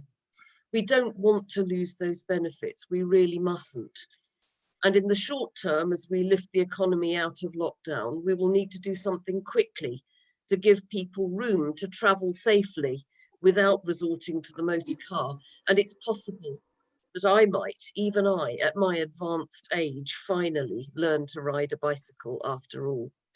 In the longer term, we need action to maintain that approach and to create more sustainable spaces to lock in those environmental benefits permanently. The Combined Authorities Local Transport Plan talks about privileging active modes of travel, and that's an approach that I want to see embedded in everything that we do as an authority, and an approach that is not just limited to words but takes the form of action as well. I'm delighted to be able to support this motion today. Thank you. Thank you, Councillor Dupre. Councillor Shooter. Thank you, Chairman. Yes, I'm also delighted to support this motion. Ian and I have been working together, as he knows, on temporary measures that we could bring forward. It's been a slow process. I have every expectation that this will dramatically speed that up. I support everything within the motion, and I would add a few things. I think we should be as radical as we possibly can in this time. It's a once-in-a-lifetime opportunity. We're going to see, I believe, quite a big change in the way a lot of us work. I understand some of the figures are showing that approximately 40% of people are working from home now and using computers, and obviously using Zoom and things like that. I think one of the other things that we should link to this is we shouldn't ignore that we need to make absolutely sure that our county absolutely has the best possible broadband that we possibly can to facilitate that work. I think that goes hand in glove with the transport measures to reduce those people who want to climb back in their cars and hopefully make them think again and decide whether it's really necessary to get in a car, to drive for an hour, to attend a meeting for an hour, to then drive for another hour to get home again. It really doesn't make any sense. And I hope we will embed Zoom and these other protocols into our meeting facilities for the future. I think it'll make a huge difference to the way we work, and I am sure many other companies are doing the same thing. I also think we should look at the idea of electric bikes. I really think that that is something that we should look at. If you live in the Cambridgeshire Alps, as I do, the thought of getting on a bike and struggling up the hill from 6 Mile Bottom to Brinkley, I'm afraid at my age and my level of fitness, impossible. But with an electric bike, giving it a little bit of extra support, it might just work. I think really a program for electric bikes would be very good to see whether we can get some funding. I'm sure the mayor is working on this. It would just enable those people who come from much further out than the immediate Cambridge area to see the bike as a much more practical solution. And in this beautiful weather we're having at the moment, I think a lot of people will give it a try. I would also just like to inform councillors that actually we have been looking at this for some weeks now. Officers have drawn up a very comprehensive plan of a number of a three-stage plan really that shows the things that can be done really quickly, the things that can be done in the medium term, and the longer term plans that we can now bring forward more quickly. Everything depends on money, of course, and we are very much expectant of the mayor to get us an enormous amount of funding so that we can do this. But I think there's huge enthusiasm, there's great goodwill, and I think it's really a once-in-a-lifetime opportunity. So I thoroughly support the motion. I hope we all will, but I hope that will be real practical solutions that will make a huge difference that will come forward for the future. Thank you, Councillor Shooter. Before I invite Councillor Jones to come in and speak, Councillor Dupre and then Councillor Shooter, could you just press the blue hand button so take you off the list? Right, Councillor Jones. Thank you. Just a couple of points to add, really. One, picking up Councillor Shooter's point, I think about these measures being time critical. I'm very much aware that we are over the period of complete lockdown now. And very soon we will start to get an increase in traffic. And very soon we will lose the opportunity that we have had, the moral high ground, if you like, to put in some of these measures. I saw the list. It was a very interesting and comprehensive list, but I did notice that the very short time scale was between 1 and 3 months. Now, I think if we leave it up to 2 or 3 months, we really are losing the little window of opportunity that we've got. So I do really have a major concern about that. My other comment is a rather lighter one. I know in the climate change strategy, there are proposals to see whether it's possible to have e-bikes. And I would encourage the council, if possible, to purchase a couple of these and perhaps to have some bike training for councillors like Councillor Dupre, who hasn't yet ridden a bike, and perhaps to have a mass cycle of councillors, which would send very promising signals to residents all over Cambridgeshire that actually we mean business in relation to the real shift of view. Thank you. Thank you, Councillor Jones. Councillor Bates, you reserved your right to speak. Do you wish to come in at this stage? Yes, thank you, Mr. Chairman. And can I just start with thanking Councillor Shooter, who's seemed to have said quite a few things that I would have liked, and also to Councillor Manning for bringing this motion, which I fully support. Can I just reassure Councillor Jones that we are actively looking at some projects which will come forward shortly. And I hope not too long in that short, will be very short. So to reassure Councillor Jones, we are on that case. Just a couple of other points. I think that the starting point really is, and it has been demonstrated through today, which is the world has changed. The country has changed. This county has changed. And when you look at some of the things, for instance, about the time of going to work, will we start to have much more staggered working? Yes. Will we have much more staggered for children going to school? Yes. If you look at the stats, you all know when it's half term. I know I've said it before and I shall keep saying it, but also actually about appointments in hospital. You know, they start at 9 o'clock in the morning and finish at 5. Well, perhaps we should make better use of some of those, which would relieve congestion, would improve air quality. So I think those are quite important points to make. Now, I think Councillor Kavanagh mentioned about the money. At the moment, the bid which we put in, which I hope and has been accepted by central government, I hope that we will get a substantial amount of the 250 million, which is on offer this year.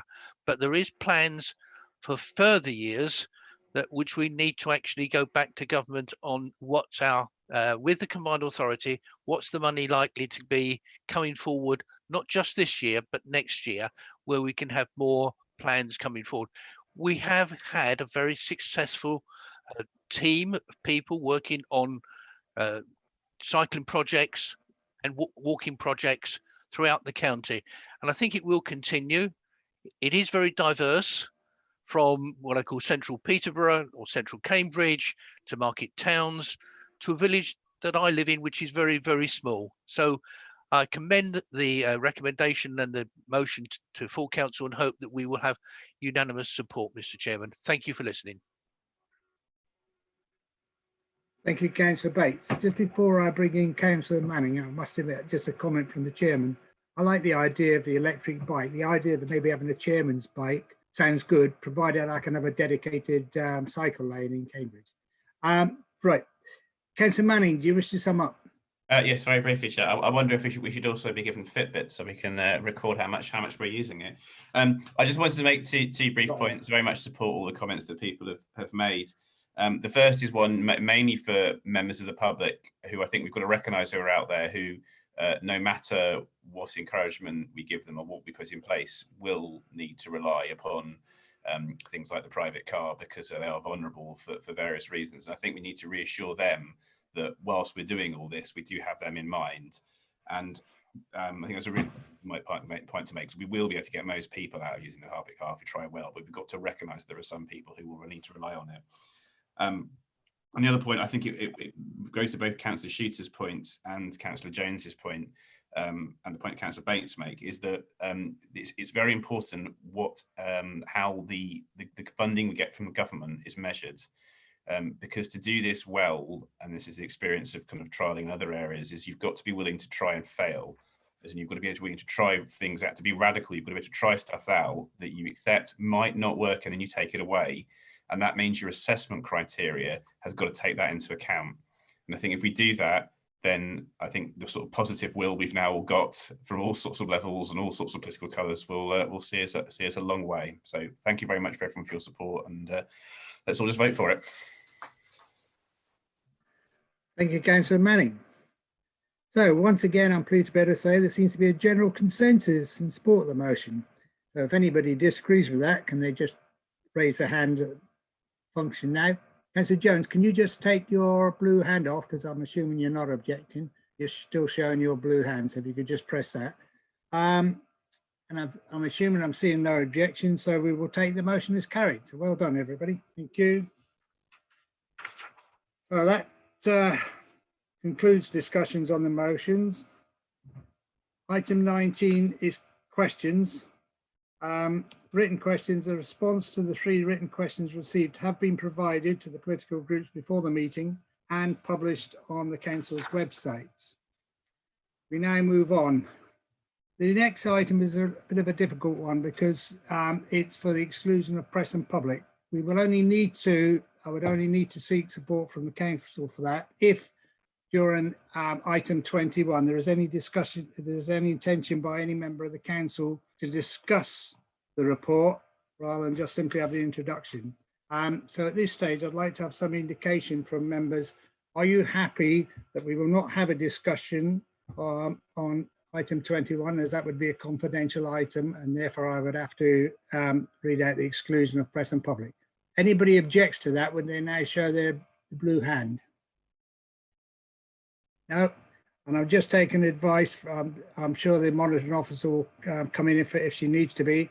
I think that at this point now I can say that we do not need to proceed with item 20. All right. So, that's right, Chairman. Thank you. Right, item 21 is the future operating model for future operating and financial model for LGSS services. Can I ask Councillor Bowden, one of the council's representatives on the LGSS Joint Committee, to move that the recommendations as set out in the report to be adopted and to speak to it? Councillor Bowden. Thank you, Chairman. I'll be pleased to propose and speak to this motion, and Councillor Sebastian Kindersley is my seconder. Yeah, I'll come to that. Do you wish to speak to the motion now? If I may, yes, please, Chairman.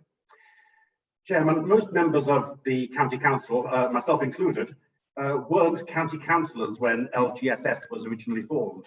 So a very brief outline may be helpful of why and how LGSS was formed, because it was in the original formation of LGSS that a decision was made which has led to the motion before us today. Cambridgeshire County Council and Northamptonshire County Council, and from now on I'll say NCC and CCC, it's much easier. They both realised that considerable savings could be made by combining primarily back office functions and gaining those advantages through economies of scale, additional resilience, and the opportunity to defray the costs through providing third-party services to other public bodies. And thus was LGSS originally formed. And LGSS, for those who don't know, originally stood for Local Government Shared Services. Now, NCC and CCC agreed to share equally the savings made by the formation of LGSS. And in the years that followed, both we and NCC shared in many millions of pounds of savings annually. Milton Keynes Unitary Authority joined LGSS a few years ago, and the organisation grew and was generally very successful, particularly in achieving its financial goals. Unfortunately, Chairman, one of our partners, Northamptonshire County Council, fell into very serious financial and organisational difficulties. And that eventually led to the government installing commissioners into NCC and announcing that Northamptonshire County Council would actually be abolished. The financial crisis which engulfed Northamptonshire forced them to challenge all of their expenditure, including LGSS, where the long-standing arrangement of equally sharing LGSS's savings was challenged by NCC and in fact was rejected by NCC. Now, after more than a year of detailed negotiations after that, the only sustainable way that all three councils could move forwards in a planned and cooperative manner was the lead authority model, which is detailed within the 55 pages of this agenda item. Now, details of the repatriation and sharing of services are given in the body of the report, and there's no point in my listing those new arrangements now. But I must emphasise that Chris Mallion, as our Section 151 officer, put in an enormous amount of work to ensure that a workable way forward was agreed, which protected Cambridgeshire County Council's interests so far as was possible. Chairman, under the lead authority model, the three partners will share the risks and benefits of running a combined model in proportion to net cost allocations which are agreed for each particular service area. But this will reduce the savings that we otherwise would have expected to have made had LGSS carried on unchanged. And this will have a significant full year impact, although we have already budgeted for this, I have to say. However, I do have to emphasise to all members of the council that what we have before us today is the least bad of the alternative options which were open to us. Now, I would like to thank all of the other councillors who've served as Cambridgeshire's representatives on the LGSS Joint Committee during the very difficult discussions we've had over the last 2 years. And I do commend the solution which is given within this motion to members as being the best result that we could negotiate with our two partners, and I'd move that the recommendations be adopted. Thank you, Chairman. Thank you, Councillor Bowden.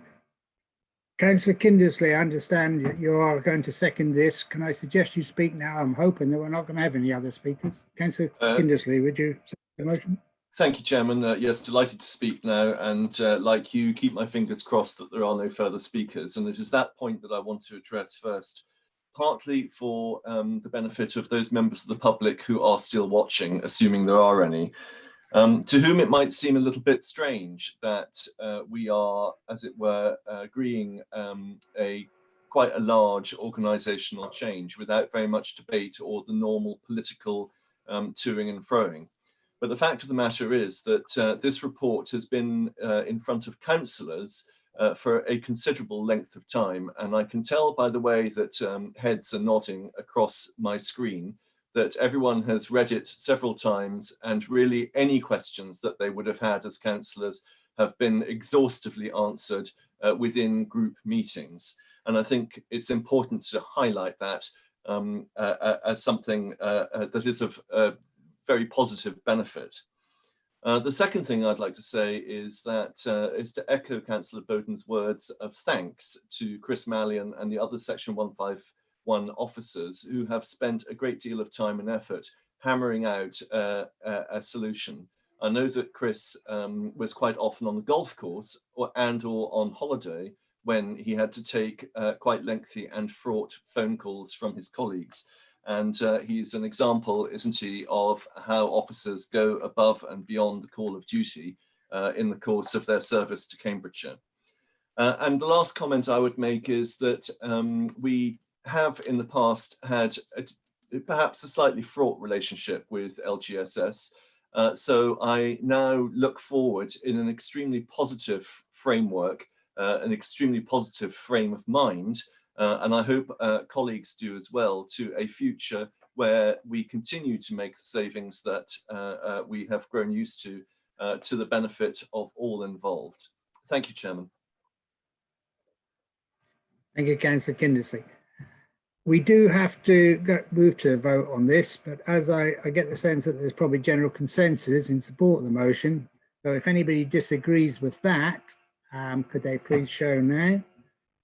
No, I see no objections, so we will take the motion as carried. So thank you for that. Colleagues, that concludes the business on the agenda today. Carrying out a meeting like this is not particularly one I want to repeat, so let's hope it's all over and done with before our next full council meeting. However, just a comment from me, I want to be able to thank all our staff, democratic staff services particularly, who've managed this Zoom meeting for us.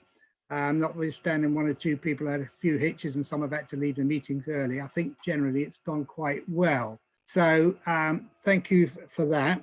And again, just an appeal from me, I think comments have been made earlier on about the need for us to embrace technology. I personally have been prattling on for years about the benefits of using conference call when we don't have to formally meet, particularly several of us. And I suppose for some it's going to be more important even when we move to Alconbury. Those of us who sometimes have to drive into Cambridge just for a 20-minute sort of briefing or something, it does seem daft. So let's embrace the technology as appropriate. So I hope we have more conference calls and save us a lot of effort. Okay, so on that base, can I thank you all for your contributions and bring the meeting to a conclusion.